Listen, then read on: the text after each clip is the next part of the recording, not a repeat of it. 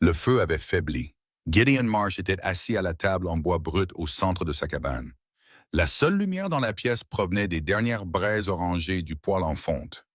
Dehors, le territoire du Wyoming faisait ce qu'il faisait chaque mois de décembre. Il essayait de tout effacer. Le vent descendait des montagnes comme une créature animée d'une rancune personnelle. La neige qu'il transportait ne tombait pas, elle l'attaquait. Elle s'abattait de côté contre la simple vitre de la fenêtre, jusqu'à ce que le verre tremble dans son cadre, comme un homme qui tente de garder son sang-froid pendant un interrogatoire. Gédéon ne regardait pas la fenêtre. Il regardait un morceau de papier. Il était vieux. Les bords s'étaient ramollis après des années à être pliés et dépliés. L'encre dans le coin supérieur droit s'était estompée, prenant la couleur d'un thé léger laissé trop longtemps dans la tasse. Quelqu'un de moins familier avec ce papier l'aurait qualifié de fragile. Gédéon, lui, savait la vérité. Certaines choses devenaient plus dangereuses avec l'âge, pas moins. Les mots au centre de la page étaient encore lisibles. Ils avaient toujours été lisibles. C'était ça, le problème. Ça avait toujours été le problème. Il avait lu ce document plus de fois qu'il ne pouvait le compter. Il savait où chaque phrase se brisait et où chaque paragraphe se terminait. Il savait quel mot l'avocat avait choisi pour faire passer le vol pour du commerce. Il savait quelle phrase avait été construite spécifiquement pour qu'un homme n'ayant jamais étudié le droit n'en saisisse pas le sens à la première lecture, ni à la deuxième, ni peut-être même à la troisième. Il n'avait compris ce qu'était réellement ce document qu'à la troisième année de sa vie sur cette terre. C'est là qu'un autre avocat, dans une autre ville, y avait jeté un œil. Et de la voix calme d'un homme annonçant une nouvelle qu'il supposait que l'autre suspectait déjà, il lui avait expliqué ce que signifiait réellement un acte de transfert de propriété avec une revendication ancestrale contestée. Cela signifiait que quelqu'un possédait déjà cette terre avant que Gideon Marsh n'y mette les pieds. Cela signifiait que quelqu'un avait renoncé à cette propriété dans des circonstances que tout tribunal honnête aurait qualifiées au minimum de coercition et au maximum de fraude pure et simple. Et cela signifiait qu'au bas de la page de l'écriture soignée et délibérée d'un homme de 30 ans qui venait de rentrer de la guerre sans rien d'autre à son nom que le nom lui-même, se trouvait la signature de Gideon Marsh, inscrite sous le seul mot « Témoin ». Il posa le papier sur la table. Il faisait cela depuis 3 ans. Il le prenait le soir quand le travail était terminé et que le silence devenait trop assourdissant. Il le lisait jusqu'au bout, le reposait et ne faisait rien. Il s'était raconté beaucoup de doxaises pendant ces 3 années, comme un homme dans une pièce froide se persuade que le feu est sur le point de prendre. Il s'était dit qu'il ne savait pas ce qu'il signait. C'était vrai. Il s'était dit qu'il avait été trompé par un homme plus puissant et plus expérimenté que lui. C'était également vrai. Il s'était dit que la loi était la loi, et que ce qui était consigné dans les registres du comté, de l'écriture légale d'homme de loi, n'était pas quelque chose qu'un simple fermier sur 40 acres pouvait défaire en le souhaitant. Cela aussi contenait une part de vérité. Mais la vérité entière était plus simple que toutes ces vérités partielles et plus dure. Et il l'avait su depuis le début. La vérité entière, c'était que Arlen Voss était l'homme le plus puissant de 3 comtés, avec des relations qui remontaient jusqu'au gouvernement territorial à Cheyenne et peut-être même plus loin.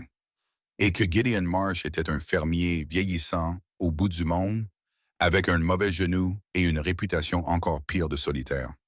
Et il avait peur. Il avait eu peur pendant 3 ans. Il avait encore peur maintenant. Il plia le papier en suivant les mêmes plis soignés qu'il avait toujours eus et le mit dans la poche de poitrine gauche de sa chemise. Il l'avait porté là chaque jour pendant 3 ans. Pas vraiment comme une pénitence, plutôt comme un rappel. Un homme qui oubliait ce qu'il devait aux autres avait tendance à dormir trop profondément pour son propre bien. Et Gideon Marsh avait décidé à un moment donné qu'il ne méritait pas de dormir profondément. Pas encore. Il se leva, traversa la pièce jusqu'au poêle et y ajouta 2 bûches de pain fendues. Le feu prit et la pièce s'éclaira. Il pouvait voir l'inventaire complet de sa vie dans quel espace s'il choisissait de le regarder de cette façon. Une chaise à la table, une étagère de livres au dos cassé qu'il avait lu 2 fois chacun, un manteau accroché à un clou près de la porte, raidi par des années d'utilisation. Le fusil au-dessus de la cheminée qu'il nettoyait chaque dimanche matin, comme certains hommes allaient à l'église. Non pas parce qu'il avait besoin du rituel, mais parce que le rituel avait besoin de lui. Aucune photographie sur les murs, aucune lettre attachée est conservée. Aucune preuve dans cette pièce qu'une autre personne vivante ait jamais été heureuse de sa présence au monde. Il alla se coucher. Quelque temps après minuit, le cheval se mit à hurler. Ce n'était pas le son que font les chevaux quand ils ont froid ou faim, ou quand un coyote teste la clôture à la lisière des arbres. Gédéon avait eu des chevaux pendant la majeure partie de sa vie d'adulte, et il avait appris leur langage, comme on apprend n'importe quel langage de quelqu'un dont votre vie dépend. Il connaissait les sons de l'inconfort et les sons de la peur, et les sons de cette impatience typique des équidés qui tenait lieu de plainte. Ce n'était rien de tout cela. C'était la note aiguë, soutenue, insistante d'un animal qui avait trouvé quelque chose qui dépassait sa capacité à le catégoriser et qui demandait à la seule créature en qui il avait confiance de venir et de donner un sens à tout cela. Il fut hors du lit avant d'être complètement réveillé. Les bottes enfilées dans le noir, le manteau pris sur le clou, la lanterne sur l'étagère allumée avec des mains qui agissaient par mémoire, car il n'y avait pas de lumière pour voir. Il ne prit pas le fusil au-dessus de la cheminée. Il resta là un instant, la main près de l'arme, puis la laissa où elle était. Un instinct qu'il n'aurait pas pu formuler lui disait que, quoi que ce trait qui ait effrayé le cheval, un fusil n'était pas ce que la situation exigeait. Il ouvrit la porte de la cabane et le froid le frappa, comme le froid frappe un homme qui est resté trop longtemps à l'intérieur. Total, immédiat et d'une intensité presque personnelle.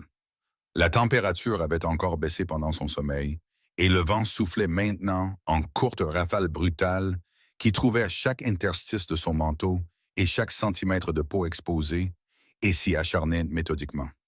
La neige lui arrivait à mi-tibia sur les marches du porche et continuait de tomber. Et quand il leva la lanterne, elle ne lui montra presque rien au-delà d'un rayon de peut-être 8 pieds.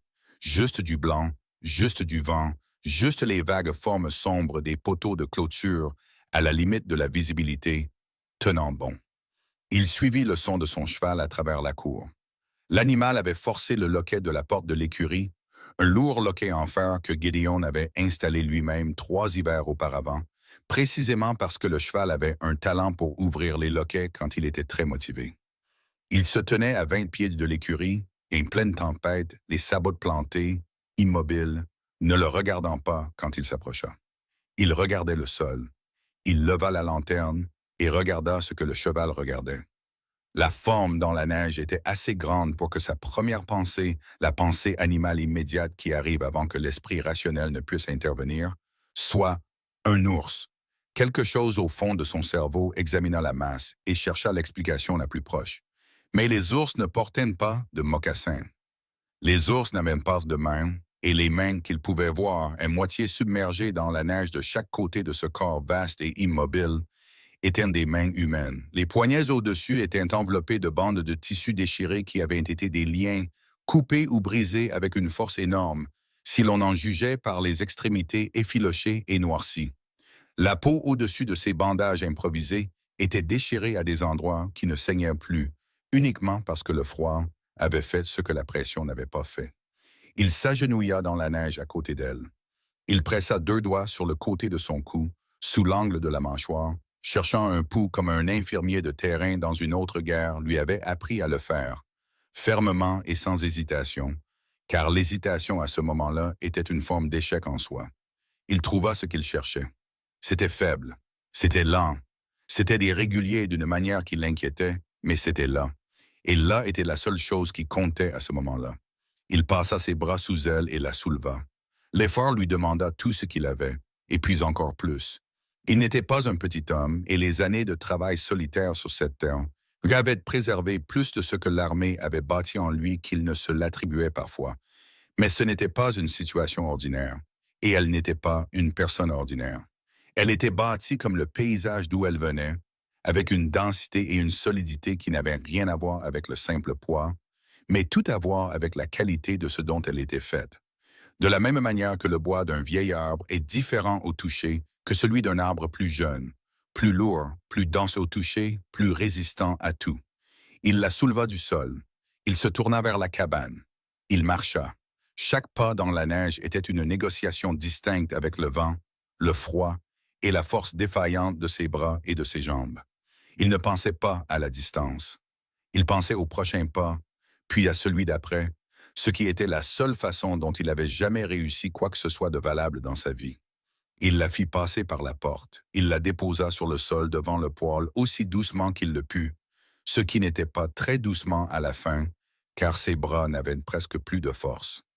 Elle ne bougea pas. Il attisa le feu jusqu'à ce qu'il brûle assez fort pour repousser le froid du centre de la pièce. Puis il s'agenouilla à côté d'elle, la lanterne tenue près, et il regarda ce que la tempête lui avait apporté. Elle était plus jeune que l'obscurité, et le froid ne l'avait suggéré. Peut-être au milieu de la vingtaine. Son visage était saisissant d'une manière que le mot « belle » ne suffisait pas à décrire. La structure osseuse de sa mâchoire, de son front et de ses pommettes avait été assemblée avec une précision qui semblait presque architecturale. Ses cheveux étaient noirs et emmêlés de glace qui commençaient déjà à fondre à la chaleur du poêle. Elle était vêtue d'une combinaison de vêtements traditionnels apaches et de pièces qui provenaient clairement d'autres sources. Une chemise en laine trop grande même pour sa carrure, des bottes qui avaient été ressemelées maladroitement avec le cuir de quelqu'un d'autre. Cette combinaison racontait une histoire de déplacement, de survie et d'échange qu'il ne pouvait pas encore lire entièrement.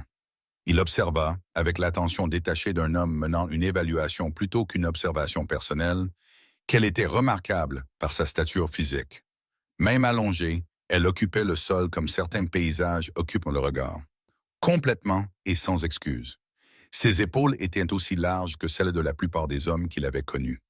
Ses bras, étendus le long de son corps, portaient le genre de musculature fonctionnelle qui ne vient pas d'un entraînement délibéré, mais simplement d'une vie qui l'a exigé encore et encore, jusqu'à ce que le corps n'ait d'autre choix que de s'adapter.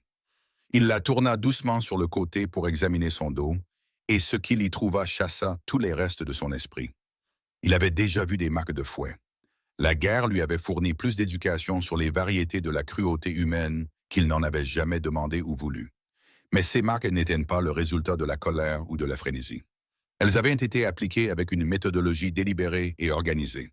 Espacées à intervalles réguliers, infligées avec une précision qui témoignait de quelqu'un qui comprenait la différence entre la punition et la destruction.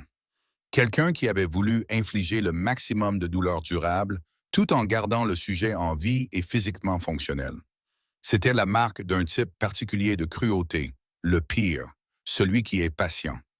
Il connaissait ce motif particulier. Il l'avait vu administrer sur la propriété de Voss 5 ans plus tôt, sur un homme qui avait essayé de s'enfuir. Il avait détourné le regard à l'époque. Il s'était dit que ce n'était pas sa place. Il était parti à cheval le lendemain matin et n'était jamais revenu, ce qui était la seule forme de protestation accessible à un homme qui manquait de courage pour toute autre forme. Il avait tourné le dos à ce qu'il avait vu et n'était pas revenu. Et 3 mois plus tard, il avait quitté ce travail, était venu sur cette terre et avait commencé à y construire une vie. Il avait compris, même à l'époque, que c'était une forme de fuite qu'il choisissait d'appeler autrement. Il se rassit sur ses talons et regarda ses mains. Puis il se leva, alla à l'étagère où il gardait ce qui tenait lieu de fourniture médicale dans un endroit aussi éloigné de la ville, et il se mit au travail. Il nettoya les blessures avec ce qu'il avait. Il appliqua de l'acide phénique là où il le pouvait. Il pensa ce qui devait être pensé avec des bandes de lin propres, travaillant avec soin et méthode, et sans sentimentalisme, car le sentimentalisme en médecine de terrain était quelque chose que l'on s'autorisait après que le patient soit stable, et pas avant. Elle resta inconsciente pendant tout ce temps, sa respiration faible et lente. Il vérifiait le pouls à son cou toutes les quelques minutes pour confirmer qu'il tenait bon. Il tint bon pendant l'heure qu'il lui fallut pour terminer le travail, et pendant l'heure supplémentaire qu'il passa simplement assis à côté d'elle, à observer le va-et-vient de sa respiration pour s'assurer qu'elle restait stable. Quelque temps après 3 heures du matin, il s'autorisa à s'asseoir dans sa chaise pour se reposer quelques minutes. Il se réveilla avec une lumière du jour couleur d'étain filtrante par la fenêtre et avec une main autour de sa gorge. La prise n'était pas destinée à le tuer. Il le comprit immédiatement. Non pas parce qu'elle n'était pas assez forte pour le faire, mais parce qu'elle ne le faisait pas. Elle le jaugeait, l'évaluait. De la même manière qu'on teste une corde avant d'y confier son poids, en fermant la main autour et en tirant pour voir où et comment elle résisterait. Il resta très immobile. La main n'était plus grande que toutes celles qu'il avait senties auparavant. Le bras qui y était attaché était tendu avec une immobilité et une fermeté qui lui indiquaient que la personne à l'autre bout n'avait pas peur de ce qu'elle tenait. Il remonta du regard le long de ce bras jusqu'à son visage. Elle était complètement réveillée, immédiatement et totalement, sans aucune trace de sommeil visible dans son expression. Ses yeux étaient de la couleur de l'ambre foncé, presque dorés sous certaines lumières. Ils menèrent la même évaluation méthodique que sa main, se déplaçant sur son visage, sa posture, ses mains et la pièce derrière lui avec une minutie qui ne manquait rien. Il soutint son regard et attendit. Après 5 secondes, peut-être 6, la main se relâcha. Elle ne la retira pas immédiatement. Elle maintint la proximité un instant de plus, assez près pour qu'il puisse voir les endroits à la racine de ses cheveux où il n'avait pas pu nettoyer le sang séché dans le noir. Puis elle se cala contre le mur à côté du poêle, ramenant lentement et prudemment ses genoux, à la manière de quelqu'un dont le dos l'informait bruyamment de son état actuel. Ses yeux parcoururent la pièce, la porte, la fenêtre, la distance entre elles et chacun de ses points. Il la regarda faire et reconnut exactement ce que c'était. Ce n'était pas le comportement d'une personne effrayée. C'était le comportement d'une personne entraînée. Quelqu'un pour qui connaître les sorties n'était pas une réponse à la peur, mais une condition préalable au fonctionnement, aussi automatique et nécessaire que de respirer. Le fait qu'elle le fasse maintenant, dans son état, lui en disait plus sur la durée pendant laquelle elle avait dû vivre ainsi que n'importe quel mot n'aurait pu le faire. Ses yeux revinrent sur son visage. « Vous n'êtes pas l'un d'eux, dit-elle. » Sa voix était basse et rauque à cause du froid et de ce que les semaines passées lui avaient fait subir. Mais même ainsi, elle avait une qualité qui l'associait aux gens habitués à être écoutés. Pas de la force, autre chose, de la densité. Il secoua la tête une fois. Elle le regarda un instant de plus, puis elle hocha la tête, appuya sa tête contre le mur et laissa ses yeux se fermer. Ce n'était pas de l'inconscience, c'était une décision. Aussi provisoire, aussi soigneusement délimitée soit-elle, c'était un choix. Et il comprit que pour quelqu'un dans sa situation, faire le moindre choix exigeait une confiance qu'elle n'avait aucune raison logique de lui accorder. Il se leva silencieusement et alla faire du café. Il posa 2 tasses sur la table. Au bout d'un moment, elle ouvrit les yeux et regarda la deuxième tasse. Puis elle le regarda. Il fit un signe de tête vers la tasse. Elle tendit la main, la prit et enroula ses 2 mains autour. Et pendant longtemps après cela, dans la chaleur du poêle et le bruit de la tempête au dehors, ce fut toute la conversation dont l'un ou l'autre eut besoin. La tempête dura 4 jours de plus. Pendant ces 4 jours, Gédéon apprit à connaître la forme de sa méfiance, de la même manière qu'on apprend la forme d'un nouveau terrain, non pas en se le faisant décrire, mais en s'y déplaçant prudemment et en prêtant attention aux endroits où le sol devenait incertain. Il apprit qu'elle ne mangerait rien de ce qu'il lui apportait avant de l'avoir vu manger de la même marmite. Alors il ajusta sa routine sans faire de commentaires, se servant en premier et mangeant une portion avant de poser la sienne à sa portée. Il apprit qu'elle dormait par intervalles de pas plus de 2 heures d'affilée, se réveillant avec une précision interne qui suggérait que l'habitude était ancienne et bien établie. Il apprit qu'elle gardait une trace de sa position dans la cabane à tout moment, même quand elle lui tournait le dos, grâce au bruit de ses mouvements et à la qualité particulière des silences, et qu'elle était meilleure à cela que la plupart des gens qu'il avait connus qui essayaient activement de le faire. Il ne trouva rien de tout cela alarmant. Il le trouva instructif. Elle avait été capturée, ligotée, transportée et blessée par des gens dont elle savait peut-être ou non qu'ils en étaient incapables. La réponse appropriée à cette expérience n'était pas de cesser d'être prudente. La réponse appropriée était exactement ce qu'elle faisait. Le premier jour complet, elle confirma que son nom était Waya. Elle n'offrit rien de plus et il ne demanda rien. Il savait que le nom qu'une personne donne à un étranger n'est pas toujours le nom complet, et que dans certaines situations, un nom partiel est un acte de prudence raisonnable plutôt que de tromperie, et qu'insister pour avoir le reste était une façon de faire passer sa propre curiosité avant le besoin de sécurité de l'autre. Il lui dit son nom. Elle le répéta une fois pour elle-même, doucement, pour le tester. Puis elle le mit de côté et ne l'utilisa plus pendant un certain temps. Ce qu'ils eurent pendant ces premiers jours, au lieu de conversation, fut la proximité et la routine. Elle le regardait travailler. Il accomplissait les tâches nécessaires au fonctionnement d'un ranch en plein hiver, avec l'efficacité tranquille d'un homme qui avait fait les mêmes choses seul assez longtemps pour qu'elles deviennent une forme de pensée plutôt qu'un simple labeur. Nourrir le cheval qu'il avait trouvé, vérifier les poteaux de clôture endommagés par la tempête à travers la fenêtre, fendre du bois pendant le bref intervalle de chaque après-midi où le vent se calmait assez pour que cela vaille la peine de sortir, et l'empiler avec une régularité et une précision qui n'étaient requises par aucune nécessité pratique, mais par quelque chose en lui qui avait toujours eu besoin d'imposer une forme d'ordre aux petites choses contrôlables, quand les grandes choses incontrôlables refusaient de coopérer. Elle observait tout cela. Autour de son poignet gauche, attaché avec une fine lanière de cuir, se trouvait un petit morceau d'os sculpté en une forme qu'il ne pouvait pas tout à fait distinguer de l'autre côté de la pièce. Elle le touchait occasionnellement, sans aucune conscience visible de le faire, de la manière dont une personne touche quelque chose qu'elle a touché si souvent que c'est devenu une partie de l'habitude de ses mains. Il le remarqua le deuxième jour et n'en dit rien. Ce même deuxième jour, alors qu'il était à l'étagère, le dos tourné vers elle, elle parla. « Les marques sur mon dos, dit-elle. Vous avez reconnu ce qui les a faites. » Il se retourna.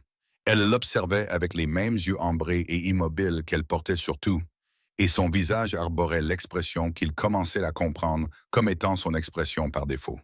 C'est-à-dire qu'elle était arrangée pour en révéler le moins possible, tout en recevant autant que la situation le permettait.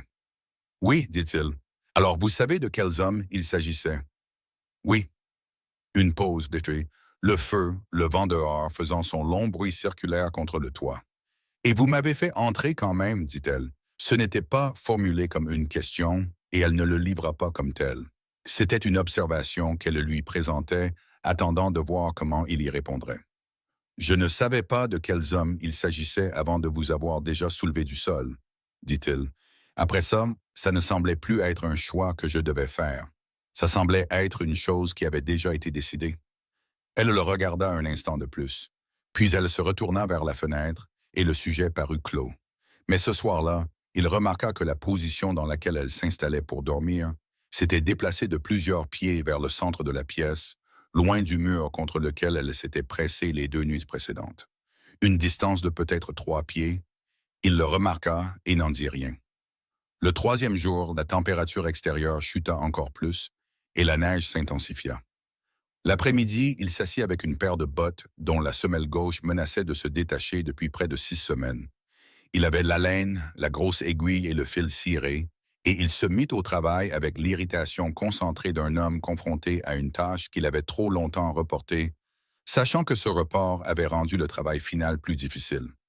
Il y était depuis environ 20 minutes quand elle dit de l'autre côté de la pièce, « Vous faites ça de travers. » Il leva les yeux.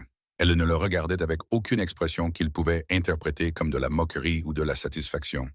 Elle regardait ses mains de la manière dont quelqu'un qui comprend un métier regarde une technique qui va produire un échec prévisible et évitable. « Le côté gauche va lâcher dans 2 semaines, dit-elle. L'angle de la couture est trop faible. » Il tendit la botte à travers la distance qui les séparait. Elle la regarda un instant. Puis elle se leva, traversa la pièce et la prit de sa main. Elle s'assit par terre à quelques pieds de là, pas à la table avec lui, mais plus près qu'elle ne l'avait été de quoi que ce soit ou de qui que ce soit depuis son réveil dans cette cabane. Elle tourna la botte dans ses mains. Ses doigts étaient longs, et les mains elles-mêmes étaient presque 1,5 fois plus grandes que les siennes. Elles se déplaçaient sur le cuir avec une dextérité qui semblait d'abord incompatible avec leur taille, puis qui semblait entièrement cohérente avec elle, car tout chez elle se révélait, à y regarder de plus près, avoir une sorte de logique interne. Elle repositionna l'aiguille au bon angle, fit 8 points sans s'arrêter, chacun placé avec l'assurance d'une longue pratique, et lui rendit la botte. Il examina le travail. C'était nettement meilleur que le sien, meilleur que la plupart des travaux de cordonnier qu'il avait vus en ville. « Mon père, dit-elle, regardant le vide plutôt que lui, il disait que si tu voulais maintenir quelque chose ensemble, tu devais apprendre à le faire correctement du premier coup, parce que la deuxième fois, tu avais toujours moins de matière avec laquelle travailler. » Elle se leva et retourna de son côté de la pièce. Il regarda la couture un instant de plus, Puis il se remit au travail sur le côté droit de la botte, appliquant ce qu'elle lui avait montré. Ce soir-là, le vent se leva plus fort qu'il ne l'avait fait depuis la première nuit, secouant la cabane sur ses fondations d'une manière qui rendait la conversation impossible par moments. Ils s'assirent de part et d'autre du poêle et attendirent que ça passe, dans un silence dont la qualité avait changé d'une manière qu'ils pouvaient sentir, mais pas nommer précisément. Comme si l'air entre eux était le même, mais qu'il avait été réarrangé. Et à un moment donné, après minuit, elle dormait assez profondément pour ne plus surveiller les bruits de la pièce. Il s'assit dans sa chaise et pensa à ce que son père avait dit sur le fait de maintenir les choses ensemble correctement du premier coup, et à toutes les choses dans sa propre vie qu'il avait laissé se défaire parce qu'il n'avait pas voulu payer le prix de la bonne méthode. Et cette pensée s'installa en lui avec le poids particulier des choses qui sont vraies et qu'on ne peut plus reposer une fois qu'on les a pleinement saisies. La quatrième nuit, elle fit de mauvais rêves. Il était réveillé, comme souvent aux heures les plus froides, allongé et immobile, à la manière d'un homme qui avait depuis longtemps accepté que le sommeil n'était pas toujours disponible, et que combattre son absence ne faisait que rendre les heures plus longues.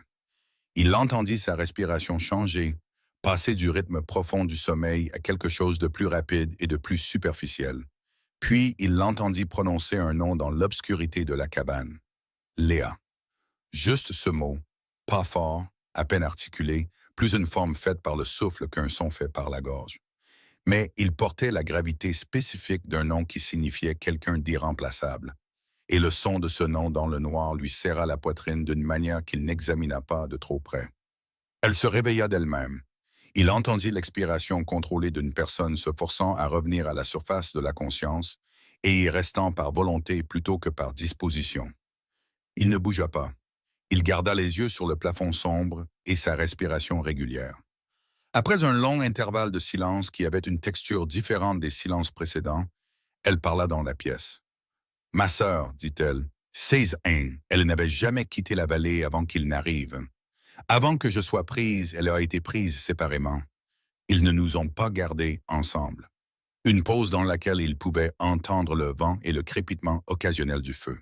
« Je ne sais pas où elle a été envoyée. Je ne sais pas si elle est en vie. » Gideon pensa à ce qu'une personne avait besoin d'entendre à un moment comme celui-là. Il pensa au long catalogue de choses inappropriées qu'il avait dites aux mauvais moments au cours de sa vie et à ce que ces choses inappropriées vinrent coûter aux personnes à qui il les avait dites. « Dites-moi à quoi elle ressemble, dit-il. Le silence fut assez long pour qu'il pense qu'elle avait décidé de ne pas répondre. Puis elle lui raconta. Elle lui parla de sa taille, déjà inhabituelle pour 16 ans. Elle lui parla de la façon dont Léa arrangeait ses cheveux, qui était différente de celle de tout le monde dans la famille, parce que Léa avait toujours fait les choses à sa manière, sans se soucier des conventions.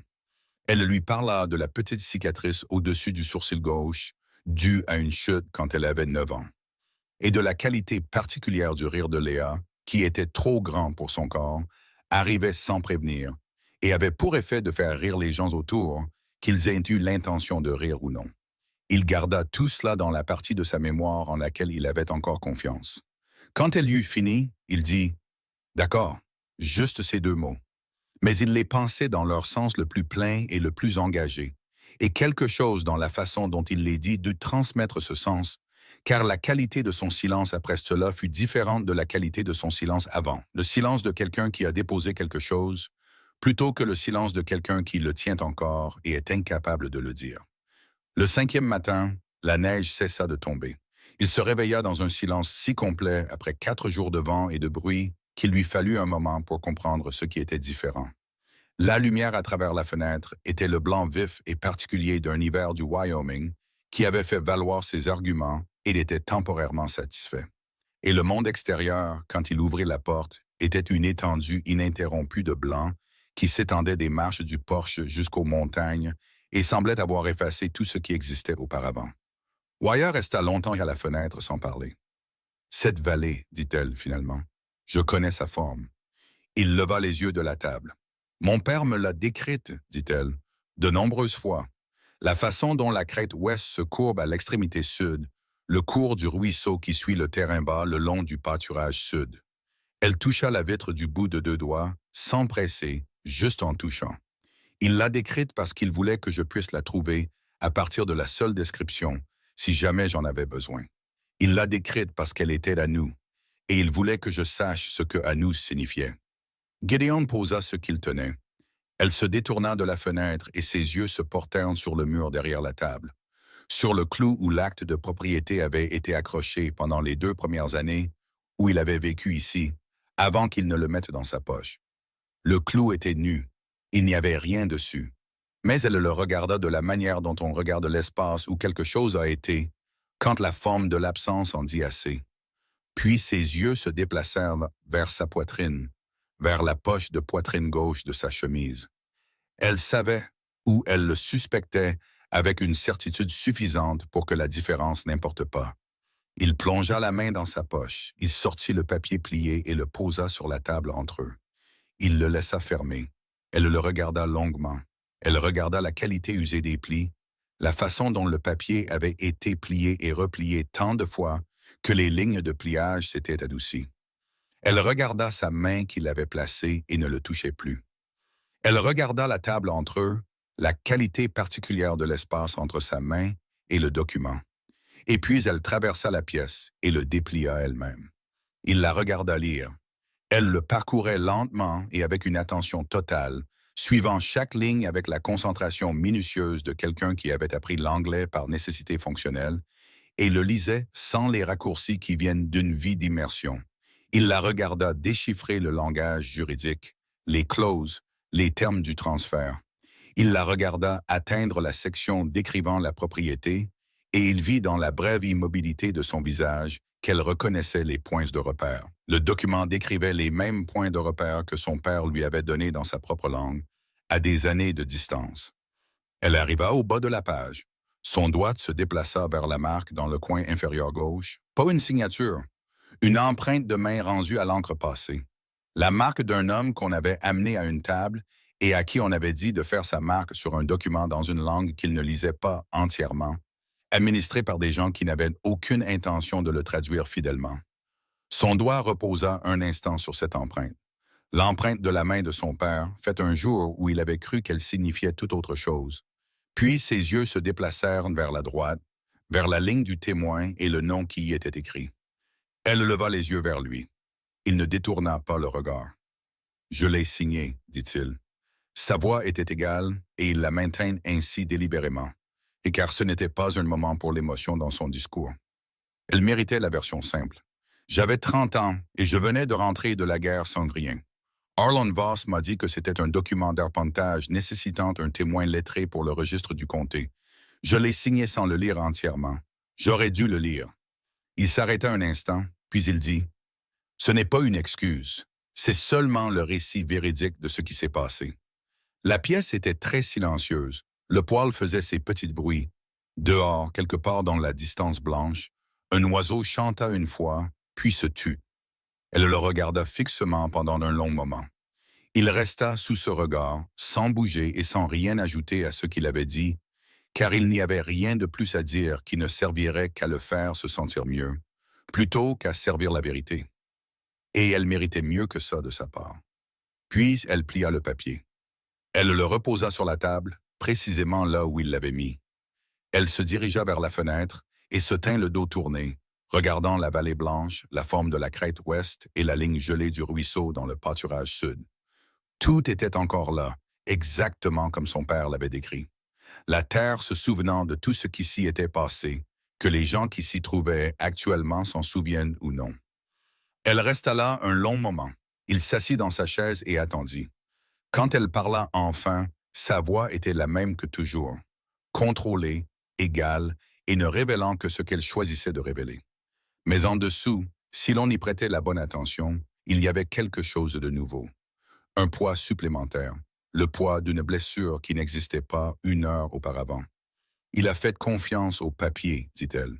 Il croyait que parce qu'il lui avait fait y apposer sa main, le papier portait son intention, que la marque était la sienne et donc que ce qu'il disait était sien. Il m'a dit quand j'étais petite que les marques protégeraient la terre, que les hommes avec les papiers l'avaient dit, et qu'une marque sur papier était la façon dont le monde de ces hommes fonctionnait, et qu'il avait appris à y travailler. Elle s'arrêta. Dehors, un vent passa à travers la cime des pins sur la crête, un son comme de l'eau lointaine. Ce n'était pas un homme stupide, c'était un homme prudent. Il comprenait la terre, les animaux, le temps et les mouvements de tout ce qui vivait à une journée de cheval dans n'importe quelle direction. Il comprenait tout ce qu'il choisissait de lui donner la langue pour comprendre. Ils se sont assurés, dit Gideon doucement, qu'il y ait des choses pour lesquelles il n'avait pas de langue. Oui, dit-elle, c'était le travail dont il prenait soin. Elle resta silencieuse un moment de plus. Vous savez ce qu'est ce papier depuis combien de temps, dit-elle. 3 ans. Et vous n'avez rien fait. Non, elle se détourna de la fenêtre et le regarda. Il soutint son regard. J'avais peur, dit-il, et puis il dit le reste, parce que s'en tenir à un seul mot était une forme de malhonnêteté qu'il ne pouvait pas se permettre à ce moment précis. Voss a plus de pouvoir dans ce territoire que je n'ai de moyens de contester seul. Je me suis donné d'autres raisons. Que je n'en savais pas assez. Que la loi était la loi. Qu'un seul homme ne pouvait pas défaire ce qu'un système avait construit. Il regarda ses mains sur la table. Ces choses ont une part de vérité. Mais en dessous, ce qui est vrai, c'est que j'ai eu peur. Et j'ai laissé cela être une raison suffisante. Et j'ai vécu sur cette terre pendant 10 ans, et je n'ai rien fait pour rendre compte de ce que mon nom sur ce papier a aidé à faire. Le silence qui suivit fut le plus long qu'ils aient partagé. Elle le regarda avec une expression qu'il ne pouvait pas lire et n'essaya pas d'interpréter. Elle ne lui offrit pas l'absolution, si elle ne le condamna pas. Elle ne dit rien qui aurait rendu le moment suivant plus facile à vivre pour lui. Ce qu'elle fit, ce fut de se diriger vers le poêle et de s'asseoir à côté, ramenant ses genoux avec la lenteur prudente de son dos en guérison, tard en saison, et de regarder le feu avec l'immobilité contenue d'une personne à qui l'on a donné beaucoup à porter et qui a une longue expérience du portage. Il comprit, en la regardant s'installer, qu'elle ne lui pardonnait pas ce soir, que ce n'était pas la nuit pour cela et que le demander ou l'attendre aurait été la preuve finale qu'il n'avait rien compris du tout. Ce qu'elle faisait était quelque chose de plus dur et de plus honnête que le pardon. Elle restait dans cette pièce, sur cette terrain-là, avec cet homme, sa signature de 30 ans et ses 3 années de peur. Elle décidait, selon un calcul privé auquel il n'avait pas accès, que rester était ce que le moment exigeait. Et il comprit, dans le calme de cette cabane, avec l'hiver du Wyoming pressant contre chaque mur, le feu brûlant entre eux et le papier plié sur la table avec les noms de leurs 2 pères dessus, que pour une femme qui avait survécu à ce qu'elle avait survécu, la décision de rester n'importe où n'était pas une chose petite ou simple. C'était en fait la chose la plus significative qu'elle lui ait offerte. Il resta avec cela, avec le feu et avec la qualité particulière du silence qui s'était installé dans la pièce. Un silence qui n'était pas vide mais plein. Plein de tout ce qui avait été dit et de tout ce qui ne l'avait pas été et de tout ce qui devrait encore être dit avant que tout cela ne soit terminé. Dehors, la tempête était finie. Quelque chose d'autre, de prudent, de timide et d'encore sans nom entre eux, venait de commencer. Le premier matin après la tempête fut le genre de matin qui donnait l'impression que le Wyoming n'avait jamais eu d'intention cruelle. Le ciel se leva, clair et absolu, d'un bleu si profond et saturé qu'il semblait moins être une météo qu'une déclaration. La neige sur le sol de la vallée capta la première lumière et la retint, transformant tout le paysage en quelque chose qu'un peintre aurait pu tenter, puis ranger inachevé, sachant que la réalité dépassait ce qui pouvait être fait avec des pigments et de l'intention. Les montagnes à l'ouest se découpaient nettement sur ce ciel bleu, comme rarement.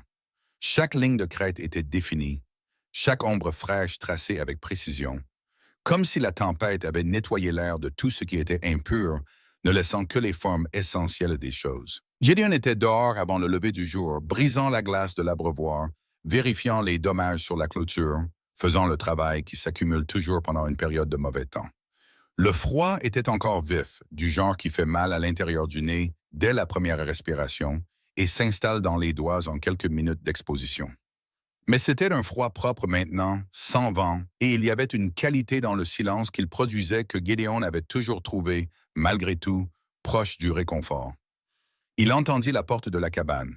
Il se tourna et regarda. Wyatt se tenait sur le porche, vêtu du manteau qu'il avait laissé sur le crochet à l'intérieur.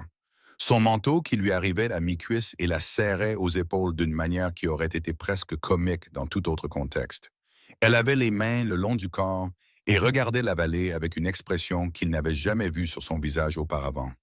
Pas l'évaluation vigilante qu'elle portait sur chaque espace clos, pas la neutralité contrôlée qu'elle utilisait en conversation. Quelque chose de plus calme que ces deux-là. Quelque chose qui n'avait aucune défense, car la chose à laquelle elle réagissait n'était pas une menace. Elle regardait la Terre de la manière dont on regarde quelque chose dont on vous a parlé toute votre vie et que vous voyez pour la première fois. Il retourna à son travail et la laissa faire. Après peut-être 20 minutes, elle descendit du porche et passa devant lui pour se diriger vers le bord est de la cour, là où la clôture se terminait et où le pâturage ouvert commençait. Elle s'arrêta là et regarda vers le sud le long du ruisseau, le suivant des yeux jusqu'à l'endroit où il tournait autour de la base de la petite colline et disparaissait derrière la lisière des arbres. Sa respiration formait de longs nuages dans l'air froid. Le ruisseau tourne à gauche là-bas, dit-elle, pas exactement à lui, mais plutôt au fait lui-même. Il a dit qu'il tournait à gauche juste avant de passer derrière la colline. Il a dit qu'on pouvait toujours savoir où on était grâce à ce virage. Gideon se redressa de l'abreuvoir. Il avait raison. Elle hocha la tête une fois, regardant toujours vers le sud, puis elle se retourna et retourna vers la cabane. Il remarqua pour la première fois qu'elle bougeait avec moins de raideur que les jours précédents, que les blessures sur son dos lui permettaient plus d'amplitude de mouvement. Il nota cela comme un bon signe sans faire de commentaire. C'était en milieu de matinée quand il entendit les chevaux. Il était à l'intérieur, en train de fendre du petit bois près de la caisse à bois, le petit travail rythmique qu'il pouvait faire sans trop réfléchir, quand le son lui parvint à travers les murs de la cabane.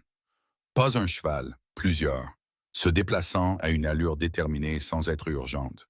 L'allure de gens qui savent où ils vont et ne sont pas particulièrement pressés d'arriver, car ils sont confiants dans le résultat. Il posa la hachette, il alla à la fenêtre et regarda. Ils étaient 5. 4 cavaliers qu'il reconnut comme des hommes travaillant pour le Grand Ranch au nord. Des hommes qu'il avait vus en ville à diverses reprises au fil des ans.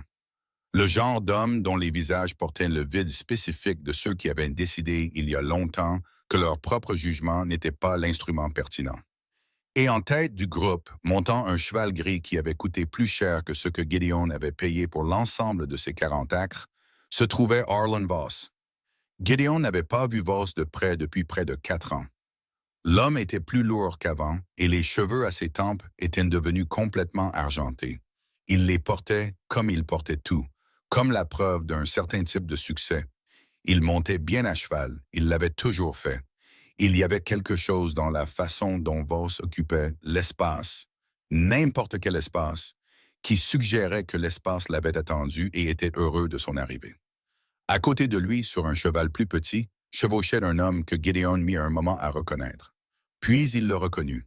Isaac Puit. Il avait connu Isaac des années auparavant, de manière périphérique, par le genre de connaissances territoriales désinvoltes qui s'accumulent quand on vit assez longtemps dans un endroit. Isaac était Apache par sa mère et blanc par son père. Il occupait le No Man's Land particulier que cette origine créait dans le Wyoming de 1883, n'appartenant pleinement à aucun des deux mondes et naviguant entre les deux avec l'intelligence stratégique et prudente de quelqu'un qui avait appris très jeune que le coût d'un faux pas était plus élevé pour lui que pour la plupart des autres. Il avait travaillé, se souvint Gideon, comme traducteur, comme un homme qui se déplaçait entre les langues et les communautés et transportait des informations dans les deux sens. Il chevauchait à côté de Arlen Voss. Gideon se détourna de la fenêtre. Waya se tenait au centre de la pièce. Elle avait aussi entendu les chevaux. Elle le regardait et son visage faisait ce que son visage faisait, ne rien laisser paraître. Mais ses yeux avaient pris une qualité différente de leur fermeté habituelle. Pas de la peur, quelque chose d'adjacent, mais pas la même chose. Le regard d'une personne confrontée à une possibilité qu'elle avait essayé de ne pas laisser se former complètement dans son esprit. « Savez-vous qui est là dehors » dit-elle. « Oui, les deux. » Il comprit qu'elle avait vu par la fenêtre avant qu'il ne s'en détourne. « Oui. » Elle le regarda un moment qui sembla plus long qu'il ne l'était. Puis elle recula plus profondément dans l'ombre de la pièce, hors de la ligne de mire directe de la fenêtre. Pas pour se cacher, pour se positionner. Il alla à la porte et l'ouvrit avant qu'il n'atteigne le porche. Voss arrêta son cheval au bord de la cour et regarda Gideon avec l'expression d'un homme rendant une visite de courtoisie qu'il s'attend à conclure en sa faveur.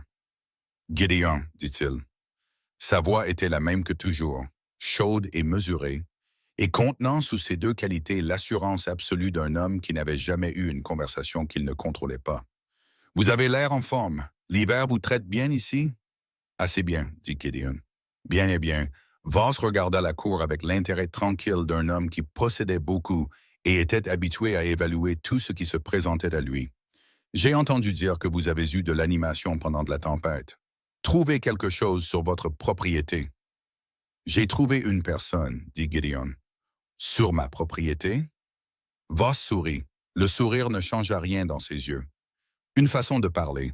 Le fait est, Gideon, que la femme que vous avez recueillie est partie à un contrat de travail, légalement exécuté, dûment attesté.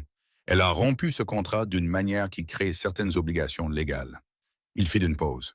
Je suis ici par courtoisie, pour vous donner l'occasion de résoudre cela simplement, entre hommes qui se comprennent, avant que cela ne devienne une affaire nécessitant un traitement plus formel. Gideon le regarda. Il ne regarda pas Isaac puis, bien qu'il soit conscient de sa présence à la périphérie de sa vision, assis sur son cheval, les yeux fixés sur le lointain et le visage arrangé en une expression de neutralité professionnelle. « Montrez-moi le contrat, » dit Gideon. « Je vous demande pardon? » « Le contrat de travail, montrez-le-moi, je le lirai. » Une brève pause. Voss continua de sourire. « Je ne transporte pas ce genre de paperasse lors d'une promenade matinale, Gideon. Je peux vous le faire parvenir d'ici la fin de la semaine. » « Alors revenez d'ici la fin de la semaine, » dit Gideon, « avec le papier. » Le sourire se maintint, mais quelque chose derrière changea, une recalibration à peine perceptible. « Vous êtes un homme raisonnable, » dit Voss. « J'ai toujours respecté cela chez vous. Alors, laissez-moi être direct, d'un homme raisonnable à un autre. La femme sur votre propriété représente un investissement financier important. Les hommes qu'elle a blessés lors de son départ représentent une responsabilité continue. Je préférerais régler cela sans impliquer le shérif du comté, et je pense que vous le préféreriez aussi. Nous savons tous les deux que les procédures judiciaires ont tendance à révéler toutes sortes de choses que les gens préféreraient garder secrètes. » Il laissa cela en suspens. Gideon comprit exactement ce que cela signifiait. Il comprit à quelle chose secrète Voss faisait référence, et quelle signature au bas de quel document serait parmi les premières choses révélées si quelqu'un commençait à examiner les transactions foncières de Voss avec une attention sérieuse. « Elle reste, » dit Gideon. Le silence qui suivit fut d'une qualité différente de tous ceux qui l'avaient précédé dans cette conversation. « Je vois, » dit Voss. Sa voix n'avait pas changé, son expression n'avait pas changé. La seule chose qui avait changé était la qualité de son attention, qui s'était aiguisée en quelque chose qui rappelait à Gideon un certain type de froid hivernal, celui qui ne s'annonce pas, mais trouve simplement les failles. « Eh bien, réfléchissez-y. Je m'attends à ce que votre pensée s'éclaircisse au cours des prochains jours. » Il rassembla ses rênes. « J'enverrai quelqu'un à la fin de la semaine. » Il tourna son cheval, Isaac puis tourna avec lui, et en se tournant, ses yeux se posèrent un instant sur la fenêtre de la cabane. Juste un instant, involontaire. Le mouvement d'un homme dont le corps avait trahi ce que son visage s'efforçait de cacher. Puis il s'éloigna avec les autres, et le bruit des sabots sur la neige tassée diminua en direction de la route. Gideon resta sur le porche jusqu'à ce qu'il soit hors de vue. Puis il rentra et ferma la porte. Waya se tenait à la fenêtre, juste à côté, positionnée de manière à pouvoir voir dehors sans être clairement vue de la cour. Elle avait tout regardé. Elle se tourna quand il entra et il vit que la chose dans ses yeux qui avait ressemblé à quelque chose d'adjacent à la peur était devenue quelque chose de différent maintenant, quelque chose de plus froid et de plus spécifique. « Isaac Puy, dit-elle, vous le connaissez. Il était notre traducteur, dit-elle. Pendant 3 ans, il a fait de la navette entre notre peuple et les hommes qui venaient avec leurs papiers. Nous lui faisions confiance parce qu'il parlait les 2 langues. Nous pensions que cela signifiait qu'il comprenait les 2 côtés. » Elle fit une pause. Quelque chose traversa son visage puis disparut, scellé de nouveau derrière la surface contrôlée. « C'est lui qui leur a dit quand je voyagerai seul. C'est lui qui leur a dit combien nous serions et quelle route je prendrais. Gideon ne dit rien. Il m'a vendu, dit-elle, non pas avec chaleur, mais avec une platitude qui était à certains égards pire. Il m'a vendu, moi et tous ceux qu'ils ont pris avec moi, pour de l'argent et pour tout ce qu'ils lui ont promis que cet argent pourrait acheter. La pièce était silencieuse. Je veux que vous compreniez quelque chose, dit-elle. Elle se détourna de la fenêtre et le regarda directement. Je n'ai pas peur de Harlan Voss, j'ai eu peur de choses dans ma vie, des choses qui méritent la peur. Voss est un homme dangereux, mais ce qu'il est n'est pas nouveau pour moi et je sais comment en tenir compte. Elle fit une pause. Ce que je ne savais pas comment prendre en compte, c'était Isaac. Je ne savais pas comment prendre en compte une trahison venue de l'intérieur. Gideon la regarda un moment. Ce genre-là est toujours plus difficile, dit-il. Elle croisa son regard. Oui, dit-elle, toujours. Cet après-midi-là, sans discussion ni préambule, Wyatt sortit et commença à réparer une section de la clôture le long du périmètre est qui avait été faussé par la tempête. Il la vit par la fenêtre et la regarda un moment avant de sortir pour travailler à ses côtés. Ils travaillèrent sans parler pendant près d'une heure, tombant dans une division facile du travail qui ne nécessitait aucune négociation. Le rythme confortable de deux personnes qui comprenaient le travail et n'étaient pas gênées de le faire. À un moment donné, il tendit la main vers un poteau qu'elle attrapait également, et leurs mains y arrivèrent au même moment. Aucun d'eux ne se retira. Ils s'ajustèrent sans commentaire et enfoncèrent le poteau ensemble. Et quand il fut en place, il la regarda et elle le regarda, et il y eut une demi-seconde de quelque chose entre eux qui n'était pas encore tout à fait quelque chose, qui était encore en train de devenir quelque chose, avant qu'ils ne se retournent tous les deux vers la clôture. Ce soir-là, il lui raconta ce que Voss avait insinué avec son commentaire sur les procédures judiciaires. Il lui parla de l'acte de propriété, de sa signature et du levier spécifique que Voss croyait probablement détenir. Il exposa les faits clairement, car elle avait le droit de comprendre toute la géographie de leur situation, et parce qu'il avait déjà décidé qu'il n'y aurait plus de silence sélectif entre lui et cette femme, s'il pouvait l'éviter. Elle écouta sans l'interrompre. Quand il eut fini, elle dit « Donc, il croit que vous m'échangerez pour vous protéger. » « Il croit que la plupart des hommes le feraient, » dit Gideon. « Il a généralement eu raison à ce sujet. » Elle le regarda.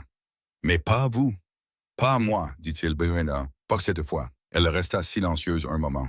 « Pourquoi ?» Il réfléchit à la réponse honnête à cette question. « Parce que j'ai passé 3 ans à laisser la peur être une raison suffisante, » dit-il. « Je suis fatigué de ce que cela coûte. » Elle soutint son regard pendant un long moment, puis elle détourna les yeux vers la fenêtre, vers l'obscurité qui était tombée sur la vallée.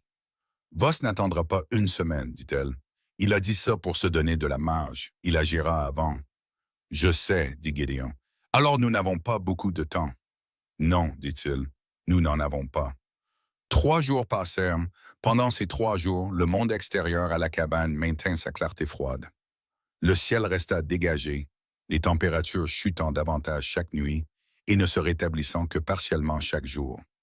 La neige se tassa et durcit sur le sol jusqu'à avoir la texture du sel, et chaque pas dans la cour faisait un bruit comme quelque chose compressé au-delà de sa tolérance. Gideon alla en ville le 2e jour. Il dit à Wyatt où il allait et approximativement combien de temps il prévoyait d'être absent. Elle hocha la tête sans lui demander d'expliquer ou de justifier le voyage. Et quand il revint 4 heures de plus tard, elle était là où il l'avait laissée, assise près du poêle avec l'immobilité méthodique qu'elle apportait aux périodes d'atteinte. L'immobilité de quelqu'un qui savait être en soi sans perdre la trace de ce qui était à l'extérieur. Il était allé voir le révérend Cyrus Finn. Le révérend vivait derrière son église dans une résidence de 2 pièces qui sentait le vieux papier, la fumée de bois et cette odeur de renfermé particulière d'un endroit où un homme avait vécu seul assez longtemps pour que ses habitudes solitaires deviennent la caractéristique dominante de l'atmosphère. Il avait environ 65 ans, avec la posture voûtée de quelqu'un qui avait porté quelque chose de lourd pendant longtemps et s'était progressivement arrangé autour de son poids. Ses yeux, quand il ouvrit la porte et vit Gideon, passèrent par 3 expressions distinctes en succession rapide. La reconnaissance, le soulagement, puis une contraction rapide de quelque chose qui aurait pu être de la culpabilité. Il laissa entrer Gideon. Gideon s'assit en face de lui à la petite table et exposa ce qu'il savait et ce dont il avait besoin, sans fioriture et sans l'adoucissement qui aurait pu rendre la conversation plus facile. Il parla à Finn de la femme dans sa cabane, des marques sur son dos qui venaient des hommes de Voss, de l'acte de propriété avec l'empreinte de la main de son père et sa propre signature en dessous, de la visite de Voss et de l'insinuation qu'il avait faite, et des jours qu'il croyait avoir avant que Voss n'agisse de manière plus décisive. Finn écouta tout cela, les mains jointes sur la table et les yeux fixés sur l'espace entre eux. Il n'interrompit pas. Quand Gideon eut fini, le vieil homme resta longtemps silencieux, assez longtemps pour que Gideon commence à envisager ce qu'il ferait si Finn refusait simplement. Puis Finn dit, « Je suis au courant des transactions foncières. Je le sais depuis 12 ans. » Gideon attendit. « J'ai été témoin de 3 d'entre elles, » dit Finn. « Pas en tant que témoin légal, mais en tant qu'homme qui était présent, qui a vu ce qui se faisait et qui n'a rien dit. » Il fit une pause. Voss a été très clair sur les conséquences de parler pour l'Église et pour moi personnellement. J'ai choisi l'Église. Je me suis choisi moi-même. Il leva les yeux. Je fais ce choix depuis 12 ans. J'ai prêché sur le courage chaque 4e dimanche pendant 12 ans. Je ne suis pas ici pour vous juger, dit Gideon. J'ai besoin de savoir si vous avez quoi que ce soit de ces transactions qui existent encore. Finn resta silencieux un autre moment.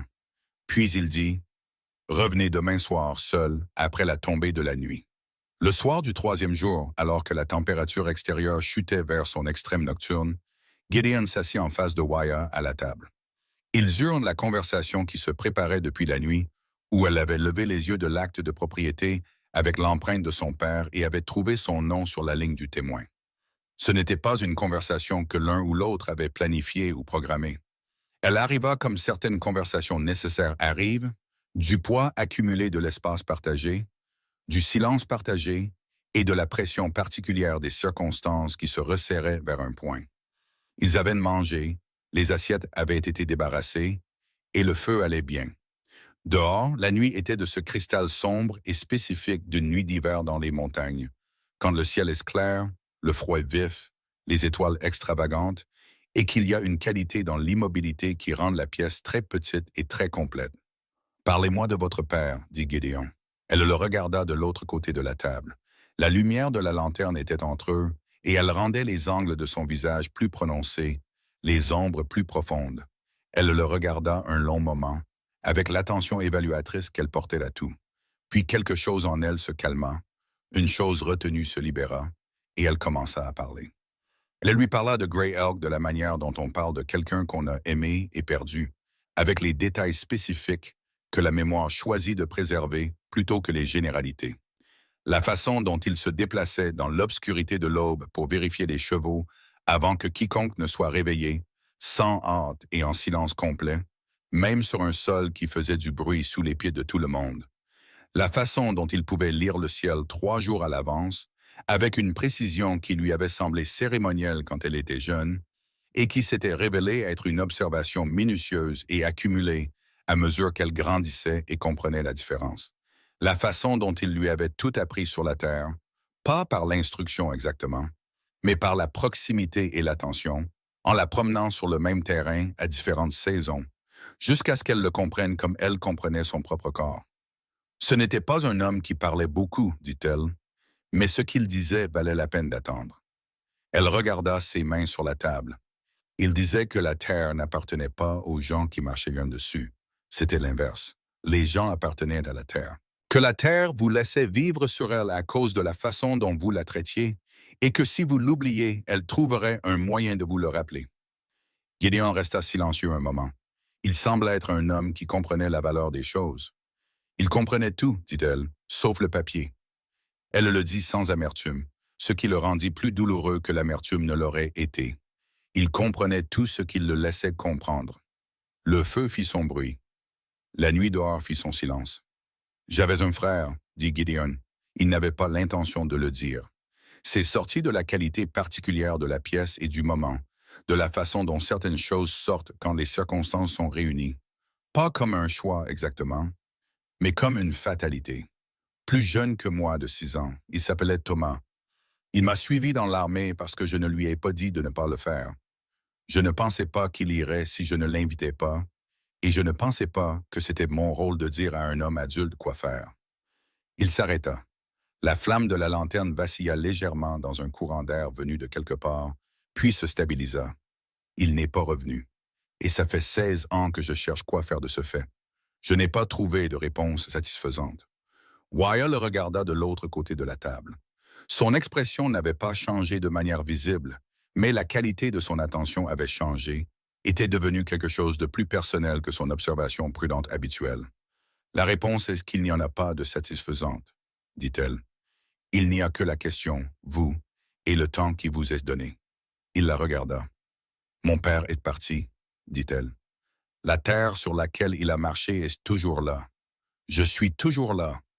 Quoi que je fasse du temps qui m'est donné, je le fais en tant que sa fille. C'est la seule réponse que j'ai trouvée. Le silence qui suivit fut le silence le plus complet qu'ils aient partagé. Ce n'était pas le silence de gens qui n'avaient rien à se dire. C'était le silence de gens qui avaient dit quelque chose de vrai et qui étaient assis dans l'espace que cette vérité avait créé, n'essayant pas de le remplir, de le diminuer ou de le dépasser avant son heure. Gédéon regarda de l'autre côté de la table cette femme qui était sortie d'une tempête avec rien d'autre que sa vie et son nom, et qui avait survécu à la cruauté particulière de la trahison par quelqu'un de confiance, et qui était assise à la lueur du feu d'une cabane construite sur la terre volée de son père, et lui disait la vérité sur le deuil, avec une quiétude plus éloquente que n'importe quelle élaboration n'aurait pu l'être. Et elle le regarda en retour avec les yeux ambrés, qu'il avait d'abord jaugés pour la menace, et l'avait trouvé insuffisant, puis qui avait lentement, au fil des jours, des nuits, du travail partagé et du silence partagé, trouvé en lui autre chose. Pas sûr exactement, pas ce que ce mot signifiait habituellement, mais présent, responsable, essayant. Sa marque est sur cet acte, dit-elle doucement. Oui. Et votre nom? Oui. Elle tendit la main sur la table et toucha le papier plié qu'il avait sorti de sa poche et placé entre eux au début du repas. Elle ne le déplia pas, elle le toucha juste avec 2 doigts. Alors nous faisons toutes les 2 parties de ce qui doit être réparé. Elle le dit. C'était la première fois qu'elle utilisait un mot qui les incluait tous les 2. Il le nota. Il ne fit aucun commentaire, mais il le nota. Plus tard, quand le feu s'était consumé en braise, que la pièce s'était assombrie et qu'ils avaient tous 2 rejoint les endroits où ils dormaient, elle près du poêle, lui dans son coin, et que le silence épais et particulier d'une nuit froide de montagne s'était installé sur tout, elle dit une dernière chose dans le noir. Gideon. C'était la première fois qu'elle utilisait son nom. Oui, dit-il, ce que Finn a pour vous, quoi que ce soit, utilisez-le. Il fixa le plafond. J'ai l'intention de le faire. Une pause, puis très doucement, avec une qualité dans sa voix qu'il n'y avait jamais entendue auparavant, quelque chose pas encore tout à fait chaleureux, mais allant dans cette direction, comme la glace se transforme en eau dans les bonnes conditions. Bien.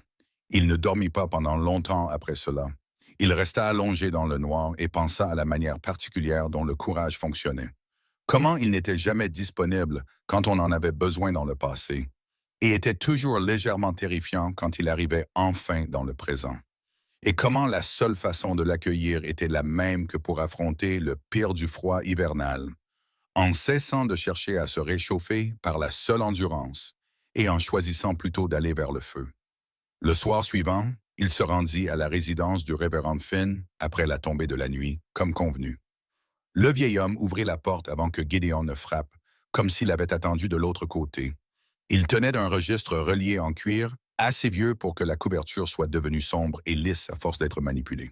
Ses mains autour du livre étaient celles d'un homme tenant quelque chose qu'il avait voulu poser depuis très longtemps et n'était pas sûr de pouvoir se résoudre à le lâcher sans cérémonie. Il le tendit à Gédéon. « Ce sont les registres financiers de Voss pour les transactions, » dit Finn. « Les transactions foncières, les contrats, les noms. » Il fit une pause. Les paiements aux personnes qu'il payait pour faciliter les choses, les fonctionnaires du quintet, le bureau d'enregistrement des terres. Sa voix était devenue le monotone de quelqu'un récitant quelque chose qu'il a répété pour s'en sortir. Les montants, les dates et les noms sont tous là. Je l'ai copié de son registre personnel pendant l'hiver de 1874. Je me suis dit à l'époque que je le gardais comme protection, au cas où il se retournerait un jour contre moi. Il s'arrêta. C'était un mensonge que je me racontais. Je l'ai gardé parce que je savais, même alors, que ce qui se faisait était mal, et que je ne trouvais pas le courage de le dire d'une manière qui me coûterait quelque chose. Alors j'ai gardé les preuves comme un moyen de me dire qu'un jour, je le ferai. Gédéon prit le registre.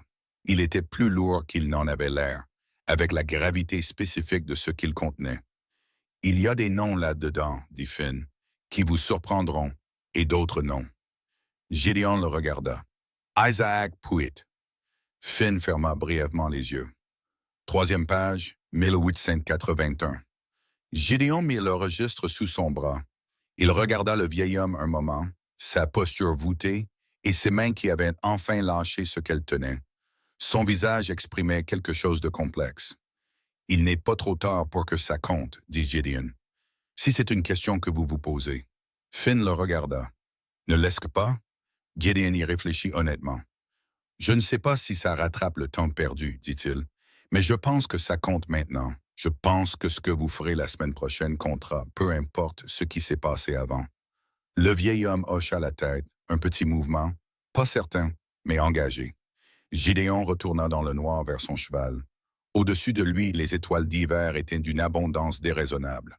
Le genre de ciel qu'une personne élevée en ville ne croit jamais tout à fait en le voyant pour la première fois. Le genre qui donnait l'impression que l'obscurité n'était pas une absence, mais une présence. Quelque chose d'épais, de plein, et contenant tout ce que la lumière du jour était trop bruyante pour laisser entendre. Il retourna à cheval vers la lumière de sa cabane, le registre sous le bras et l'acte de propriété dans sa poche. Et pour la première fois en 3 ans, il ressentit le sentiment spécifique d'un homme qui a cessé de fuir et s'est retourné pour faire face à la direction d'où il venait. Ce n'était pas confortable, mais c'était mieux que l'alternative. C'était, commençait-il à comprendre, la seule façon dont tout ce qui valait la peine d'être construit avait jamais commencé. Le matin, Gédéon étala le registre sur la table. Waya se tenait en face de lui et lut chaque page. Elle le lisait lentement, comme elle le lisait tout en anglais, avec l'attention minutieuse et délibérée de quelqu'un qui avait appris la langue comme un outil plutôt que comme un droit de naissance, et qui par conséquent s'y fiait moins et la vérifiait plus attentivement. Il la regarda parcourir les colonnes de chiffres, les noms à côté et les dates qui plaçaient chaque transaction dans sa saison et son année particulière. Il la regarda atteindre la 3e page, l'entrée de 1881. Et il regarda son visage quand elle y trouva le nom d'Isaac Puit, à côté d'un montant en dollars qui n'était pas grand, sauf à l'aune de ce qu'il avait acheté. Elle regarda cette entrée pendant un long moment. Puis elle tourna la page et continua à lire. Quand elle eut fini, elle ferma le registre, posa ses 2 mains à plat sur la couverture et se tint les yeux fixés sur le mur au-delà de la table.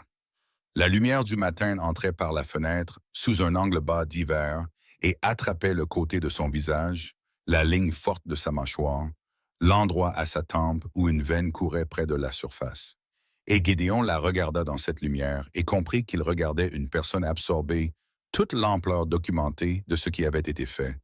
Pas seulement à elle, pas seulement à son père, mais au réseau étendu de personnes dont les noms apparaissaient sur ces pages à côté de montants en dollars. Leur vie réduite à des lignes dans un registre privé qu'un vieil homme effrayé avait gardé pendant 12 ans dans une pièce derrière une église. Elle retira ses mains du registre. « Combien de personnes ?» dit-elle. Pas vraiment d'une question, plutôt le début d'une pensée qu'elle complétait à voix haute. « En comptant les entrées des 3 comtés, dit Gédéon, 26 que je peux identifier. Il y en a peut-être plus d'avant 1874 qui ne sont pas dans ce registre. » Elle hocha lentement la tête, le hochement de quelqu'un qui classe des informations plutôt que d'y réagir. « Le nom de ma sœur, dit-elle. Page 7, novembre 1883. Elle n'ouvrit pas de nouveau le registre pour le trouver. Elle l'avait déjà lu. Elle confirmait simplement qu'il l'avait vu aussi, que le fait existait entre eux et pas seulement en elle. « Il y a un lieu indiqué à côté de son nom, dit Gédéon prudemment. Une propriété à 40 miles au nord, répertoriée comme une exploitation de main-d'œuvre sous un nom différent. Mais la propriété remonte à Vos par 2 intermédiaires. » Il fit une pause. Isaac connaîtrait l'emplacement exact. Il a traité le transfert. Waya le regarda.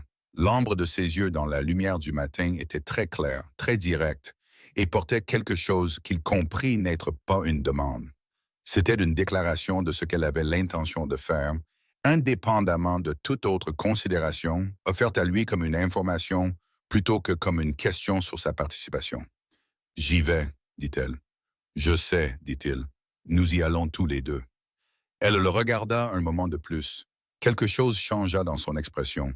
Un très petit mouvement, du genre facile à manquer, et qu'il avait appris au cours des 10 derniers jours à guetter. Puis elle se tourna vers la fenêtre et regarda la cour, la clôture et la vallée au-delà. Et il pouvait voir dans la posture de ses épaules le processus de calcul, la façon dont une personne ayant une expérience militaire regarde une situation, la décompose en ses composantes et commence à assigner chaque composante à une catégorie de soluble ou non soluble, et travaille à partir de là. « Isaac, dit-elle, il sait où elle est. Oui, et il ne le donnera pas de son plein gré. » Non, acquiesça Gideon, mais il pourrait le donner utilement si l'alternative est pire que de le donner. Elle se détourna de la fenêtre. « Qu'avez-vous à lui offrir qui soit pire que ce que Voss lui fera s'il parle? » Gideon avait mûrement réfléchi à cela sur le chemin du retour de chez Finn la nuit précédente. « Le pire de Voss est incertain, dit-il. Cela dépend de la liberté de Voss de l'administrer. Mais si le registre de Voss atteint les bonnes personnes avant que Voss ne puisse agir, alors le pire de Voss devient indisponible. Et ce qui reste à Isaac, c'est seulement ce que la loi décidera de faire de lui. Un homme qui coopère à une enquête avant d'y être contraint est traité différemment d'un homme qui y est contraint. Wyatt y réfléchit. Il le saura. Il le saura. Il y a un homme. Ça, confirma Gideon. C'est un homme qui calcule ses options. Nous devons lui donner un calcul qui produit la bonne réponse. Et le registre, dit-elle. Où va-t-il? Gideon tendit la main sur la table et le prit. Le révérend Finn en envoie une copie par cavalier à un rédacteur en chef de journal à Cheyenne ce matin. Un homme nommé Aldrich, qui essaie de documenter les transactions foncières de Voss depuis 2 ans et qui manquait de preuves documentaires pour publier. Il posa le registre. L'original va à un avocat à Laramie nommé Garrett, qui est le seul homme de loi à 100 miles à la ronde, dont le nom n'apparaît pas dans ces pages. Wyatt le regarda fixement. « Vous avez arrangé tout ça hier soir. »« Finn et moi l'avons arrangé ensemble, dit-il.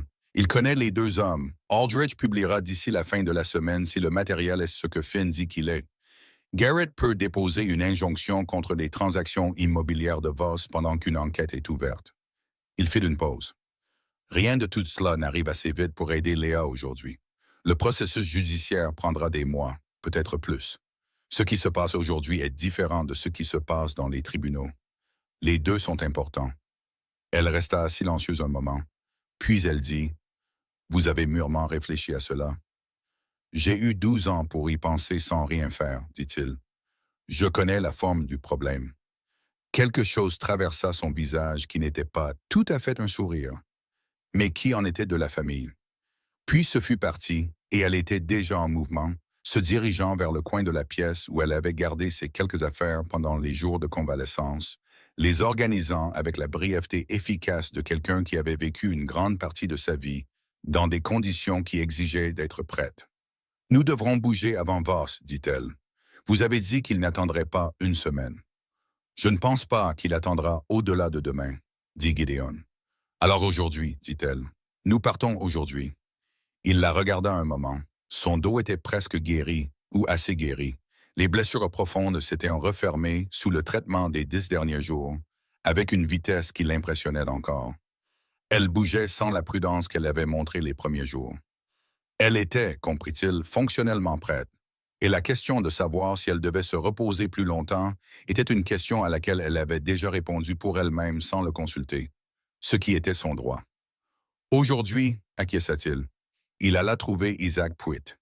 Il le trouva à la périphérie de la ville, dans une chambre louée au-dessus du magasin de fourrage, là où les hommes dans la position particulière d'Isaac dans cette ville particulière avaient tendance à se retrouver.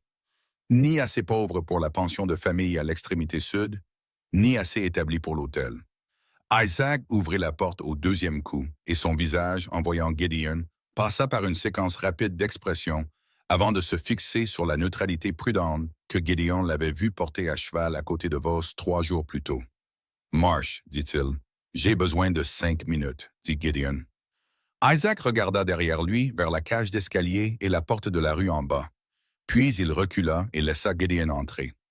La pièce était petite et arrangée avec une propreté qui parlait d'un homme qui maintenait le contrôle sur son environnement immédiat parce que beaucoup d'autres choses n'étaient pas contrôlables.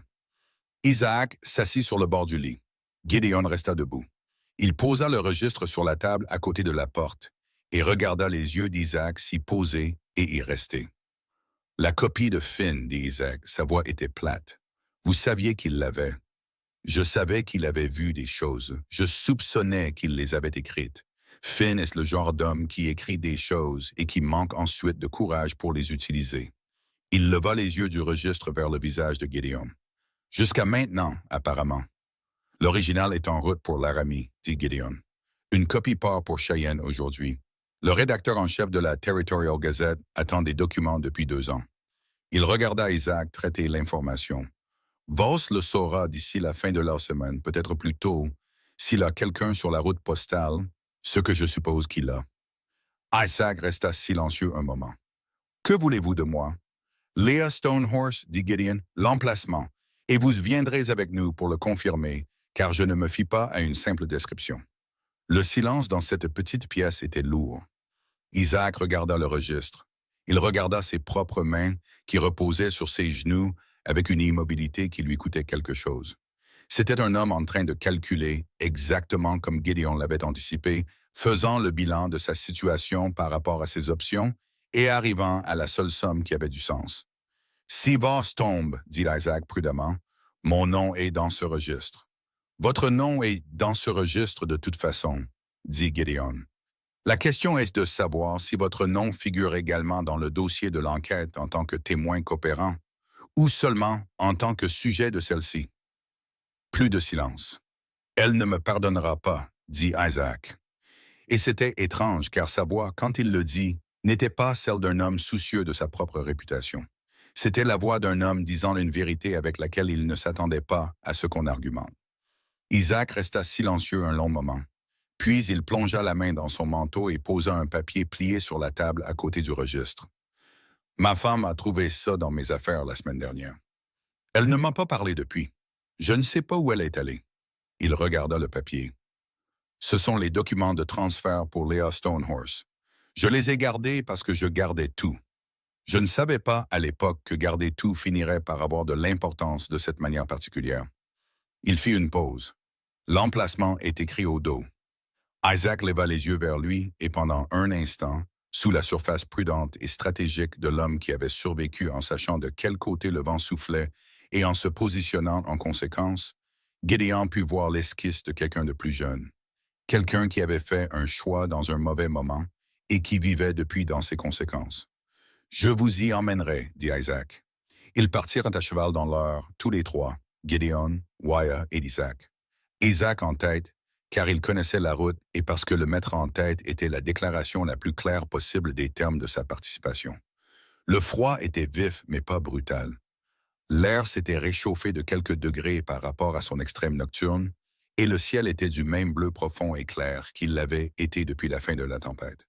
Un ciel qui n'offrait ni abri, ni dissimulation, rien que la vérité de la distance dans toutes les directions. Wyatt chevauchait à côté de Gideon et légèrement derrière Isaac, positionné avec une précision qui n'était pas accidentelle. Elle n'avait pas parlé directement à Isaac. Elle l'avait regardé une fois, quand il était sorti du magasin de fourrage et l'avait vu debout avec les chevaux. Elle avait soutenu ce regard pendant 3 secondes complètes, puis s'était tournée vers son cheval et était montée sans un mot. Isaac n'avait pas essayé de lui parler. Il avait l'air d'un homme qui comprenait que certaines dettes ne pouvaient pas être négociées. Ils chevauchèrent pendant 3 heures.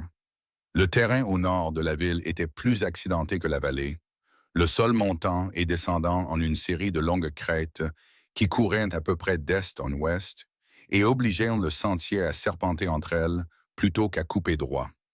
La neige était plus profonde ici, moins tassée, et les chevaux s'y déplaçaient avec les pas courts et prudents d'animaux lisant le sol sous la surface. Gideon observait le paysage, observait Wyatt et observait Isaac, et il laissait le rythme de la chevauchée faire ce qu'il faisait toujours, clarifier l'esprit en occupant le corps. À mi-chemin du voyage, sur une longue étendue plate entre deux crêtes, où le sentier s'élargissait assez pour chevaucher de front, Wyatt vint à sa hauteur et dit doucement, sans le regarder, « Il y aura des hommes à la propriété. » « Très probablement, dit-il. Combien? » « Je ne sais pas. Isaac dit 4 ou 5 habituellement, mais le nombre varie. »« Et vous, dit-elle, depuis combien de temps n'avez-vous pas fait quelque chose comme ça? » Il y réfléchit honnêtement. « La guerre, 30 ans. Mais il y a des choses que le corps n'oublie pas complètement. » Elle le regarda, une évaluation rapide et directe. « Non, dit-elle, il n'oublie pas. » Puis elle reprit sa position, et il chevaucha avec ses mots et ce qu'ils contenaient, ce qui était considérable, dans le silence de ses propres pensées. La propriété apparut entre deux hauteurs en fin de matinée. Un ensemble de structures basses construites pour la fonction et rien d'autre. Non peintes, sans grâce, disposées autour d'une cour centrale que la neige avait rendue du même blanc uniforme que tout le reste. L'ensemble ressemblait brièvement à quelque chose de naturel, avant que l'œil ne distingue les formes spécifiques de la construction humaine dans le paysage. De la fumée s'échappait de deux des structures. Il y avait des chevaux dans un petit enclos à l'est. Un homme était visible près de l'enclos, travaillant à quelque chose, le dos tourné. Ils s'arrêtèrent sur la hauteur. Isaac indiqua ce qu'il savait. Le bâtiment principal où les travailleurs étaient logés. Le plus petit bâtiment à l'extrémité nord, où le contremaître séjournait. Le bâtiment de stockage qui était également utilisé, dit-il avec la voix plate de quelqu'un rapportant un fait qu'il a décidé de rapporter sans commentaire, comme un espace de confinement pour les personnes considérées comme des risques de fuite. Wyatt regardait le bâtiment de stockage. « Combien à l'intérieur? » dit-elle à Isaac. « La dernière fois que j'étais ici, 8, dit-il. C'était il y a 6 semaines. Le nombre change. 8, dit-elle, ou presque.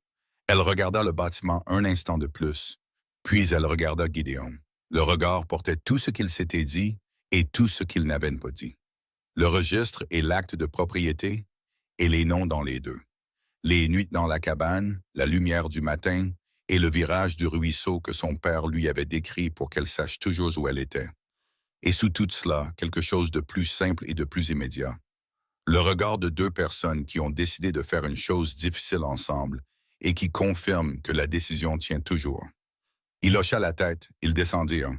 L'homme à l'enclos les entendit d'arriver, se retourna, et sa main se dirigea vers quelque chose à sa hanche.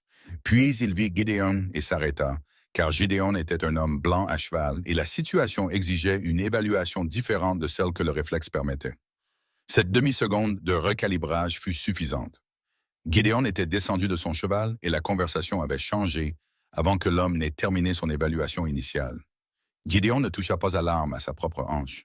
Il avait appris à la guerre qu'une arme que l'on ne dégaine pas est une chose plus puissante dans de nombreuses situations qu'une arme déjà engagée, car elle laisse l'avenir ouvert d'une manière qu'une arme dégainée ne le fait pas.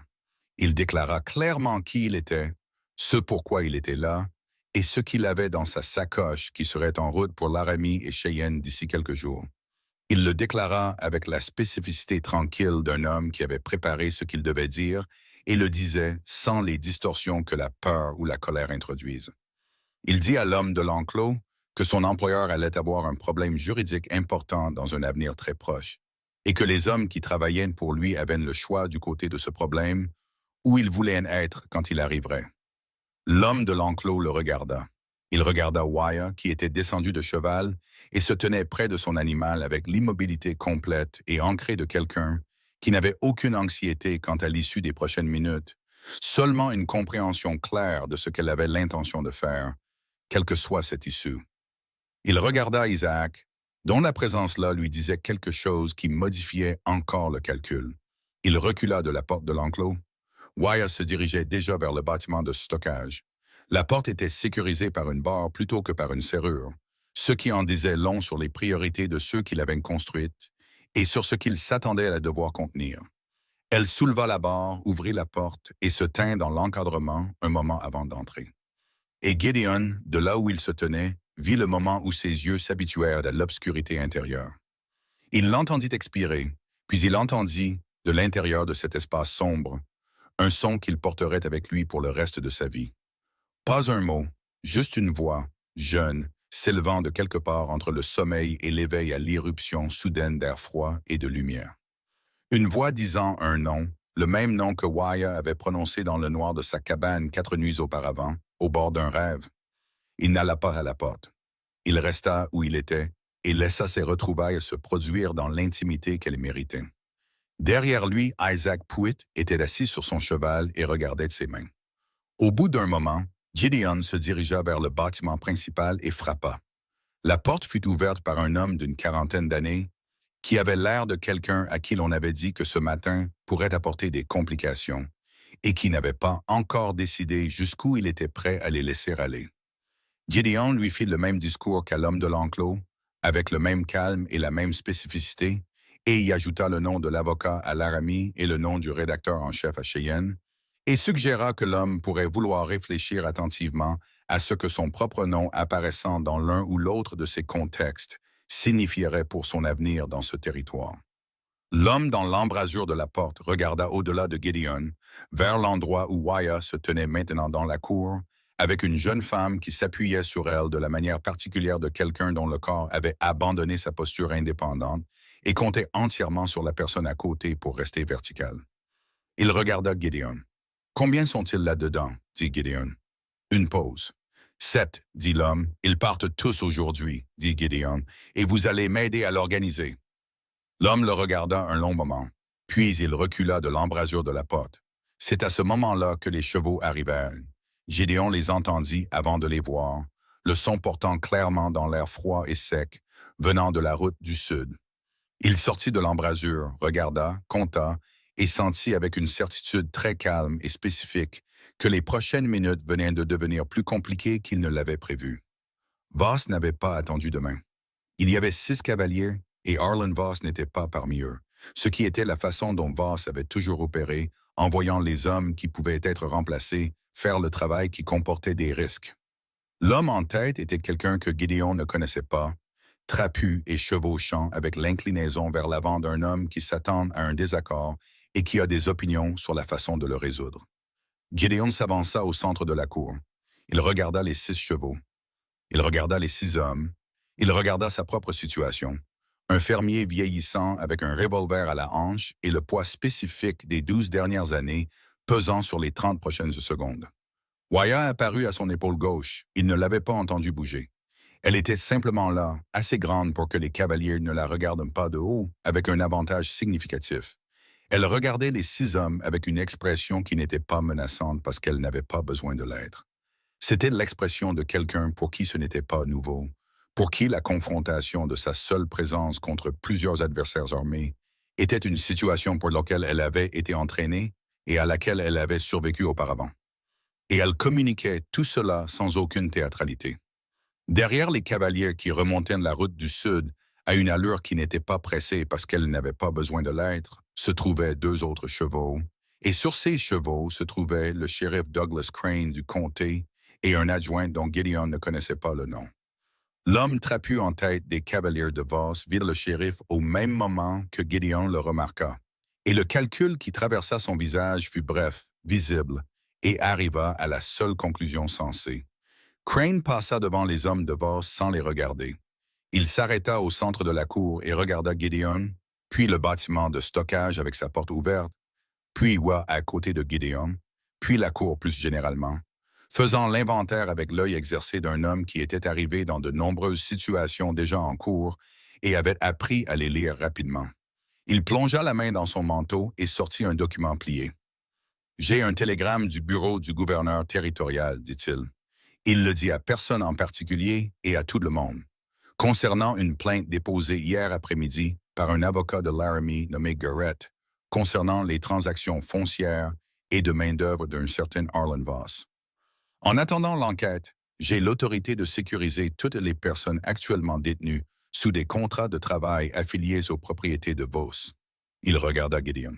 « Il semble que quelqu'un ait agi plus vite que prévu. » « Le cavalier de Finn est parti il y a 2 jours, dit Gideon, avant que Voss ne vienne sur ma propriété. » Crane le regarda un moment.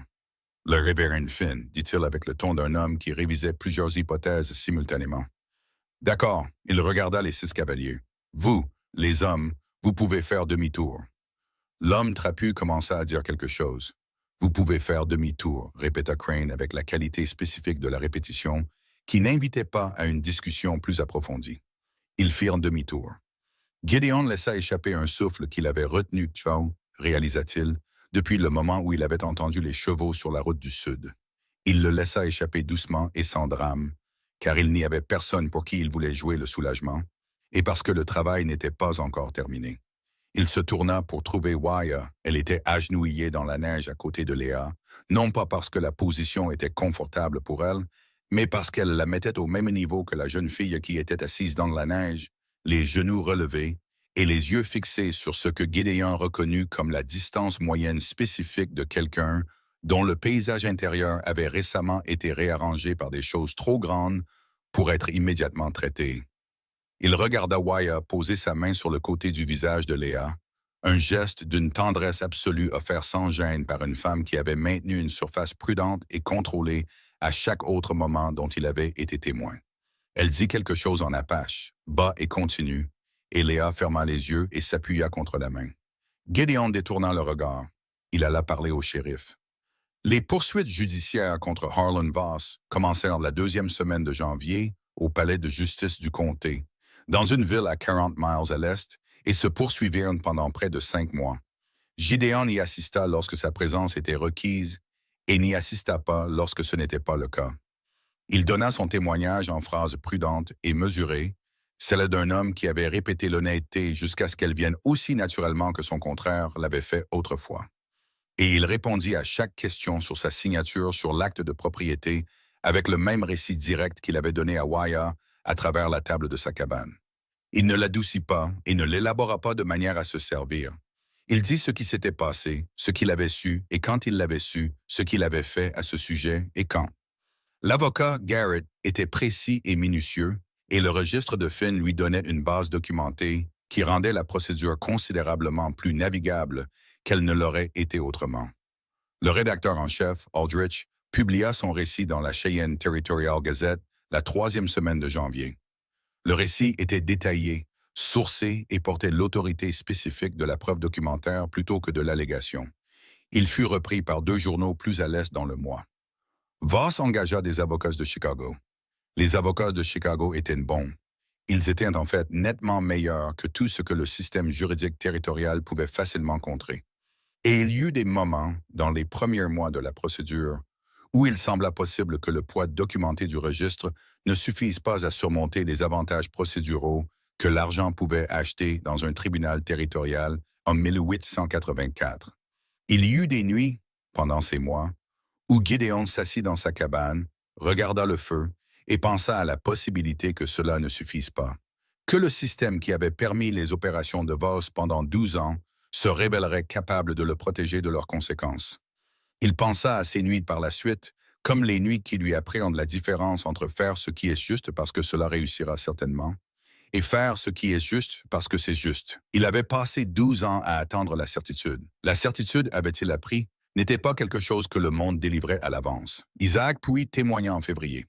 Il apparut au palais de justice dans un costume sombre qu'il avait clairement acquis spécifiquement pour l'occasion. Il s'assit à la barre des témoins avec la posture droite d'un homme qui avait pris une décision sur la façon dont il allait se comporter au cours des prochaines heures et qui s'y tenait. Il répondit aux questions qui lui étaient posées avec une franchise qui surprit plusieurs personnes dans la salle d'audience et ne surprit pas Gideon, qui s'était assis en face d'Isaac à une petite table dans une chambre louée et avait compris que l'homme, quoi qu'il soit d'autre, était assez intelligent pour reconnaître un moment d'une importance singulière quand il arrivait et pour s'y élever, même si cette élévation lui coûtait considérablement. Le témoignage d'Isaac fut le plus spécifique et le plus dommageable de tous les récits donnés. Il connaissait les noms, les dates, les lieux et la logistique interne d'opération que personne d'autre n'avait la connaissance détaillée pour décrire. Il donna tout. Il ne retint rien de pertinent. Quand l'interrogatoire fut terminé et qu'il se leva pour quitter la barre des témoins, il regarda un instant le fond de la salle d'audience où Gideon était assis. Gideon hocha la tête une fois. Isaac sortit sans regarder rien d'autre. Les 7 personnes du camp de travail au nord de la ville étaient une affaire plus compliquée. 3 avaient une famille où retourner. 2 venaient de bandes si dispersées par la décennie précédente qu'aucun retour clair n'était possible, et elles restèrent pendant l'hiver dans des arrangements que Crane facilita avec la coopération réticente du bureau territorial.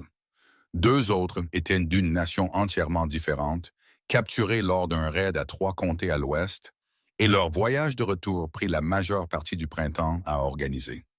Gideon contribua autant qu'il le put au coup, ce qui n'était pas beaucoup, et n'en parla à personne. Vos fut condamné en avril pour 4 chefs d'accusation, avec des charges supplémentaires en attente dans 2 autres comtés. La peine fut importante. Les avocats de Chicago firent appel. Garrett dit à Gideon que l'appel échouerait probablement, compte tenu de la documentation, mais que cela prendrait du temps. Ces choses prenaient toujours du temps. La question foncière était plus compliquée. La restitution légale des terres prises par le biais d'un transfert frauduleux n'était pas une mince affaire dans le territoire du Wyoming en 1884, et Garrett le dit clairement à Gideon, sans faux réconfort. Le processus exigerait des dépôts séparés, des procédures séparées, et se heurterait à la résistance de multiples parties ayant des intérêts financiers dans les arrangements actuels.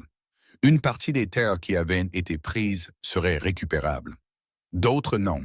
Certaines étaient déjà entre les mains de tiers qui avaient acheté de bonne foi et présentaient une catégorie de problèmes juridiques entièrement différente. Les 40 acres où se trouvait la cabane de Gideon n'étaient pas dans cette catégorie compliquée. Il se rendit au bureau de Garrett un mardi matin de la 3e semaine de mars et il remplit les papiers pour ajouter le nom de Weah Stonehorse à l'acte de propriété en tant que copropriétaire. Garrett le regarda par-dessus le document un moment avant de le signer comme témoin. « C'est inhabituel, dit Garrett, non pas comme une objection, mais comme une observation. La plupart des choses qui valent la peine d'être faites le sont, dit Gideon. Quand il rentra chez lui ce soir-là, Weah était sur la ligne de clôture sud avec Léa, marchant le long du périmètre, comme il l'avait vu le faire plusieurs fois au cours des semaines. Non pas pour vérifier les dommages à la clôture, mais simplement pour marcher le long de la limite de la terre, la prenant par ses pieds, comme son père lui avait appris que la terre s'apprenait. Il pouvait les voir toutes les deux depuis la route, la grande silhouette de Weah et la plus petite de Léa à côté d'elle, se déplaçant dans la faible lumière de fin d'après-midi, avec le but tranquille de personnes qui vont quelque part de spécifique dans un espace qui est le leur. Il rangea les chevaux, entra et alluma le feu. Léa était avec eux depuis 6 semaines. Elle n'était pas la même personne qu'avant novembre, et Weah avait dit clairement et sans sentimentalité la 3e semaine qu'elle ne le serait probablement jamais entièrement. Que certains types d'expériences laissaient des marques permanentes, comme certains types de temps laissaient des marques permanentes sur le paysage, modifiant les schémas de drainage et les lignes d'arbres de manière à persister longtemps après l'événement original. Ce que Léa était, disait Weah, c'était vivante, prise en compte et entourée de gens qui n'allaient nulle part. Et ces choses comptaient plus que la restauration à un état original qui ne pouvait de toute façon pas être retrouvé. Elle mangeait bien. Elle dormait la plupart du temps, avec la nuit occasionnelle qui nécessitait la présence de Weah à la manière des premières nuits, les deux assises près du poêle jusqu'à ce que l'obscurité avait apporté se retire à une distance gérable. Elle avait commencé la semaine dernière à poser des questions sur la clôture, les chevaux et les qualités particulières des différents types de bois pour différents usages. Les questions pratiques et curieuses d'une personne qui commence à investir son attention dans un lieu spécifique parce qu'une partie d'elle a décidé que ce lieu spécifique pourrait valoir l'investissement. Gideon répondit à chaque question sérieusement et en détail. Le soir, quand le travail était terminé, que le feu était allumé et qu'ils étaient tous les 3 dans la cabane, il y avait une qualité dans ce temps que Gideon avait du mal à nommer précisément. Ce n'était pas ce qu'il avait imaginé d'une famille dans les années où il avait imaginé de telles choses, qui étaient pour la plupart des années passées maintenant. C'était plus rude que ça et plus contingent, assemblé à partir des matériaux que les circonstances avaient rendus disponibles, plutôt que d'un plan préalable. Et il y avait des lacunes, des silences et des complications que tout récit honnête devrait inclure. Mais c'était réel d'une manière que les 10 années précédentes de sa vie solitaire n'avaient pas été réelles, ou n'avaient été réelles que dans le sens plus mince où tout ce qui est purement fonctionnel est réel. Cela avait du poids.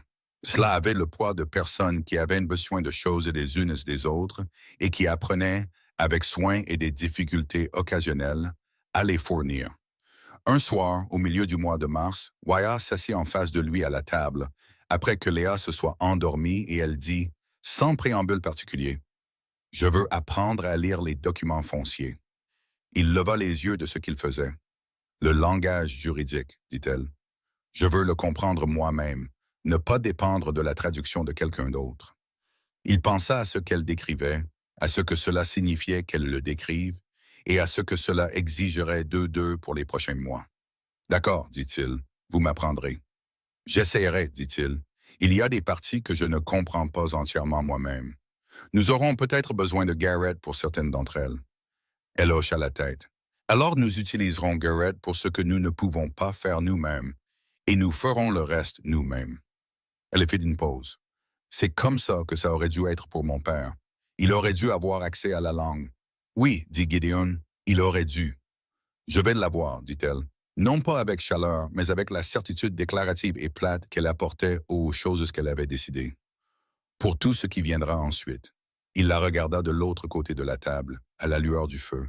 Cette femme qui était sortie d'une tempête d'hiver avec rien d'autre que sa vie et la connaissance de ce qui avait été pris, et qui avait survécu à la dévastation particulière de la trahison venue de son propre cercle de confiance, et qui s'était assise dans la cabane de l'homme dont la signature avait aidé à prendre la terre de son père, et avait pris la décision non pas de pardonner exactement, mais de rester, d'utiliser ce qui était disponible, et de construire quelque chose à partir de ce qui restait. Elle le regardait en retour avec les yeux ambrés qu'il avait jaugés pour la menace dans les premières secondes de conscience, et qui avait trouvé, au fil des semaines, une autre mesure à appliquer. « À quoi pensez-vous? » dit-elle. Il n'avait pas l'intention d'être si transparent. « Que vous êtes une personne remarquable, dit-il. Il le dit simplement parce que c'était vrai, et parce qu'il avait décidé il y a quelque temps que l'habitude de sous-estimer les choses vraies était une habitude dont il voulait se défaire. Elle le regarda un moment. Puis elle dit, « Je sais. » Et le coin de sa bouche bougea de la manière dont il bougeait occasionnellement. Pas un sourire exactement, mais le précurseur d'un sourire. La forme que le visage prend quand quelque chose tombe juste. Il rit. Cela le surprit. Cela faisait un moment que quelque chose ne l'avait pas surpris au point de le faire rire. Elle le regarda avec une expression plus ouverte que la plupart des expressions qu'elle s'autorisait, et elle dit avec une quiétude qui n'était pas timide, mais simplement de la taille appropriée pour ce qu'elle portait, « Je ne m'attendais pas à ça. »« À quelle partie? » dit-il. Elle réfléchit. « À rien de tout ça, dit-elle. L'homme qui vivait sur la terre de mon père. Je m'attendais à ce qu'il soit un certain type de personne. Il était un type différent. » Il attendit. « Je ne m'attendais pas à vouloir rester, dit-elle. Je m'attendais à me rétablir et à partir. Je m'attendais à ce que ce soit un endroit de passage. » Elle regarda la table, le document sur lequel il travaillait avant qu'elle ne parle, la surface du bois avec ses années d'usure gravées. « J'ai essayé de comprendre pourquoi je veux rester. »« Êtes-vous arrivé à une réponse? » dit-il. Elle leva les yeux vers lui. « Plusieurs, dit-elle. La terre en fait partie. Léa, le travail. » Elle fit une pause, une brève pause. Il attendit. « Vous !» Le feu fit son bruit. Dehors, la nuit du Wyoming faisait ce qu'elle faisait, froide, énorme et pleine d'étoiles qui n'avaient aucune opinion sur ce qui se passait en dessous. Il tendit la main sur la table et posa sa main sur la sienne. Un geste simple, sans drame, sans aucune de l'architecture émotionnelle élaborée que de tels gestes portent parfois. Elle regarda sa main sur la sienne un moment. Puis elle retourna sa main, ferma ses doigts autour des siens et le serra avec une fermeté qui n'était pas possessive, mais qui était stable. La prise de quelqu'un qui avait décidé que c'était quelque chose qu'il avait l'intention de tenir. Ils restèrent ainsi un moment sans parler. Et le silence était le meilleur type de silence. Celui qui est plein plutôt que vide. Celui que deux personnes créent ensemble quand elles ont cessé d'avoir besoin de remplir l'espace entre elles avec autre chose que ce qui est déjà là. La première semaine d'avril apporta un matin qui semblait différent de tous les matins précédents. Gideon se réveilla avec une lumière à travers la fenêtre qui n'était pas la lumière grise et plate de l'hiver, mais quelque chose avec de la chaleur, une qualité de promesse que les mois d'hiver dépouillaient de l'air si progressivement qu'on oubliait son existence jusqu'au jour où elle revenait. Il resta immobile un moment, La sentit à travers la vitre et comprit, avant d'ouvrir complètement les yeux, que la saison avait changé dans la nuit. Un de ces seuils imperceptibles qui ne sont visibles qu'en rétrospective, comme la plupart des seuils importants. Il se leva et sortit. La neige sur le versant sud en dessous de la cabane s'était retirée de la ligne de clôture, laissant une bande de terre sombre et humide exposée le long de la base des poteaux. Le ruisseau dans le terrain bas s'était ouvert là où la glace avait été la plus mince, et il pouvait l'entendre de là où il se tenait, le son spécifique de l'eau en mouvement reprenant sa conversation avec les rochers après la longue interruption de l'hiver.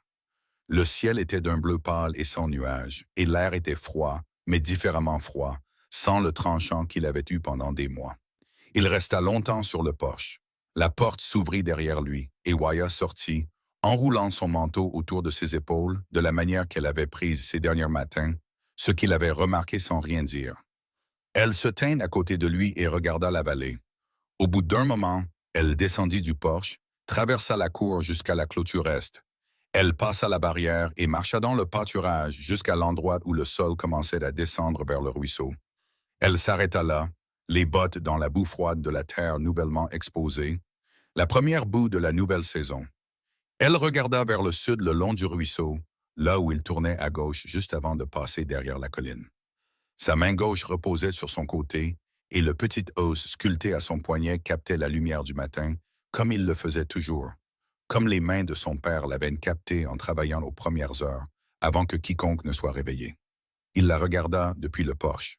Au bout d'un moment, Léa apparut dans l'embrasure de la porte derrière lui, encore à moitié habillée. Comme quelqu'un qui s'est réveillé à quelque chose qui l'a attiré dehors avant d'être entièrement prêt. Elle regarda Waya dans le pâturage. Elle regarda la bande de terre sombre le long de la clôture. Elle regarda le ciel. « C'est le printemps, dit-elle. « On s'en approche, dit Gideon.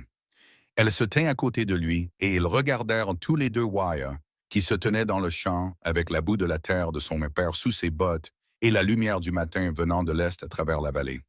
Puis Léa dit, « Qu'est-ce qu'on fait aujourd'hui? » Gideon pensa aux sections de clôture qui nécessitaient encore du travail. Le toit du petit hangar derrière l'écurie qui n'avait pas entièrement survécu à la charge de neige de l'hiver. Le potager du côté sud de la cabane qui n'avait pas été planté depuis 3 ans, ce qui était trop long. La pièce qu'il avait prévu d'ajouter du côté et de la cabane, là où la lumière du matin entrait le plus longtemps et le plus fort, et dont la construction devait commencer avant que le sol ne s'adoucisse trop pour permettre le travail. « On commence à construire, dit-il. » Il entra pour prendre son manteau et ses outils. Quand il ressortit, Waya était revenu du pâturage et se tenait dans la cour, regardant le mur est de la cabane avec l'attention évaluatrice qu'elle portait aux questions structurelles. La tête légèrement inclinée, mesurant avec son œil quelque chose qu'elle n'avait pas encore mis en mots, elle dit sans le regarder. « Le mur est doit être plus haut que ce que vous aviez prévu. » Il s'arrêta à côté d'elle et regarda le mur. « Quelle hauteur? » « Assez haut pour voir la vallée de l'intérieur, dit-elle. Quand nous serons dans la pièce, je veux pouvoir voir où le ruisseau tourne. » Il regarda le mur, puis l'angle de la vallée et la ligne de mire que le changement de hauteur créerait. « C'est possible, dit-il. » Elle le regarda dans la lumière du matin. Ses yeux étaient très clairs et portaient quelque chose qui avait mis longtemps à arriver là et qui n'allait nulle part. « Alors construisez-le comme ça, dit-elle. Il la regarda un moment. Le coin de sa bouche bougea. « Oui, madame, dit-il. » Léa apparut de l'intérieur avec son propre manteau et l'air de quelqu'un prêt à se voir confier une tâche utile. Wea la dirigea vers la pile de bois sans préambule, et Léa y alla sans commentaire. Et tous les trois commencèrent le travail de la journée à la manière de gens qui avaient appris les rythmes les uns des autres et n'avaient plus besoin de les narrer. Le son du marteau se propagea à travers la cour, descendit la pente et traversa la vallée, régulier et sans hâte, porté par l'air clair et froid d'un matin du Wyoming, qui devenait, heure après heure, autre chose que l'hiver. Le ruisseau tournait à gauche juste avant de passer derrière la colline, exactement là où Grey Elk avait dit qu'il le ferait. La terre se souvenait de tout, et les gens qui se tenaient dessus, apprenant à se connaître et apprenant le sol sous leurs pieds, commençaient, avec soin et sans précipitation, à se souvenir aussi. C'était suffisant, pour la première fois depuis très longtemps, pour tous les trois, à leur manière et depuis leurs différentes distances.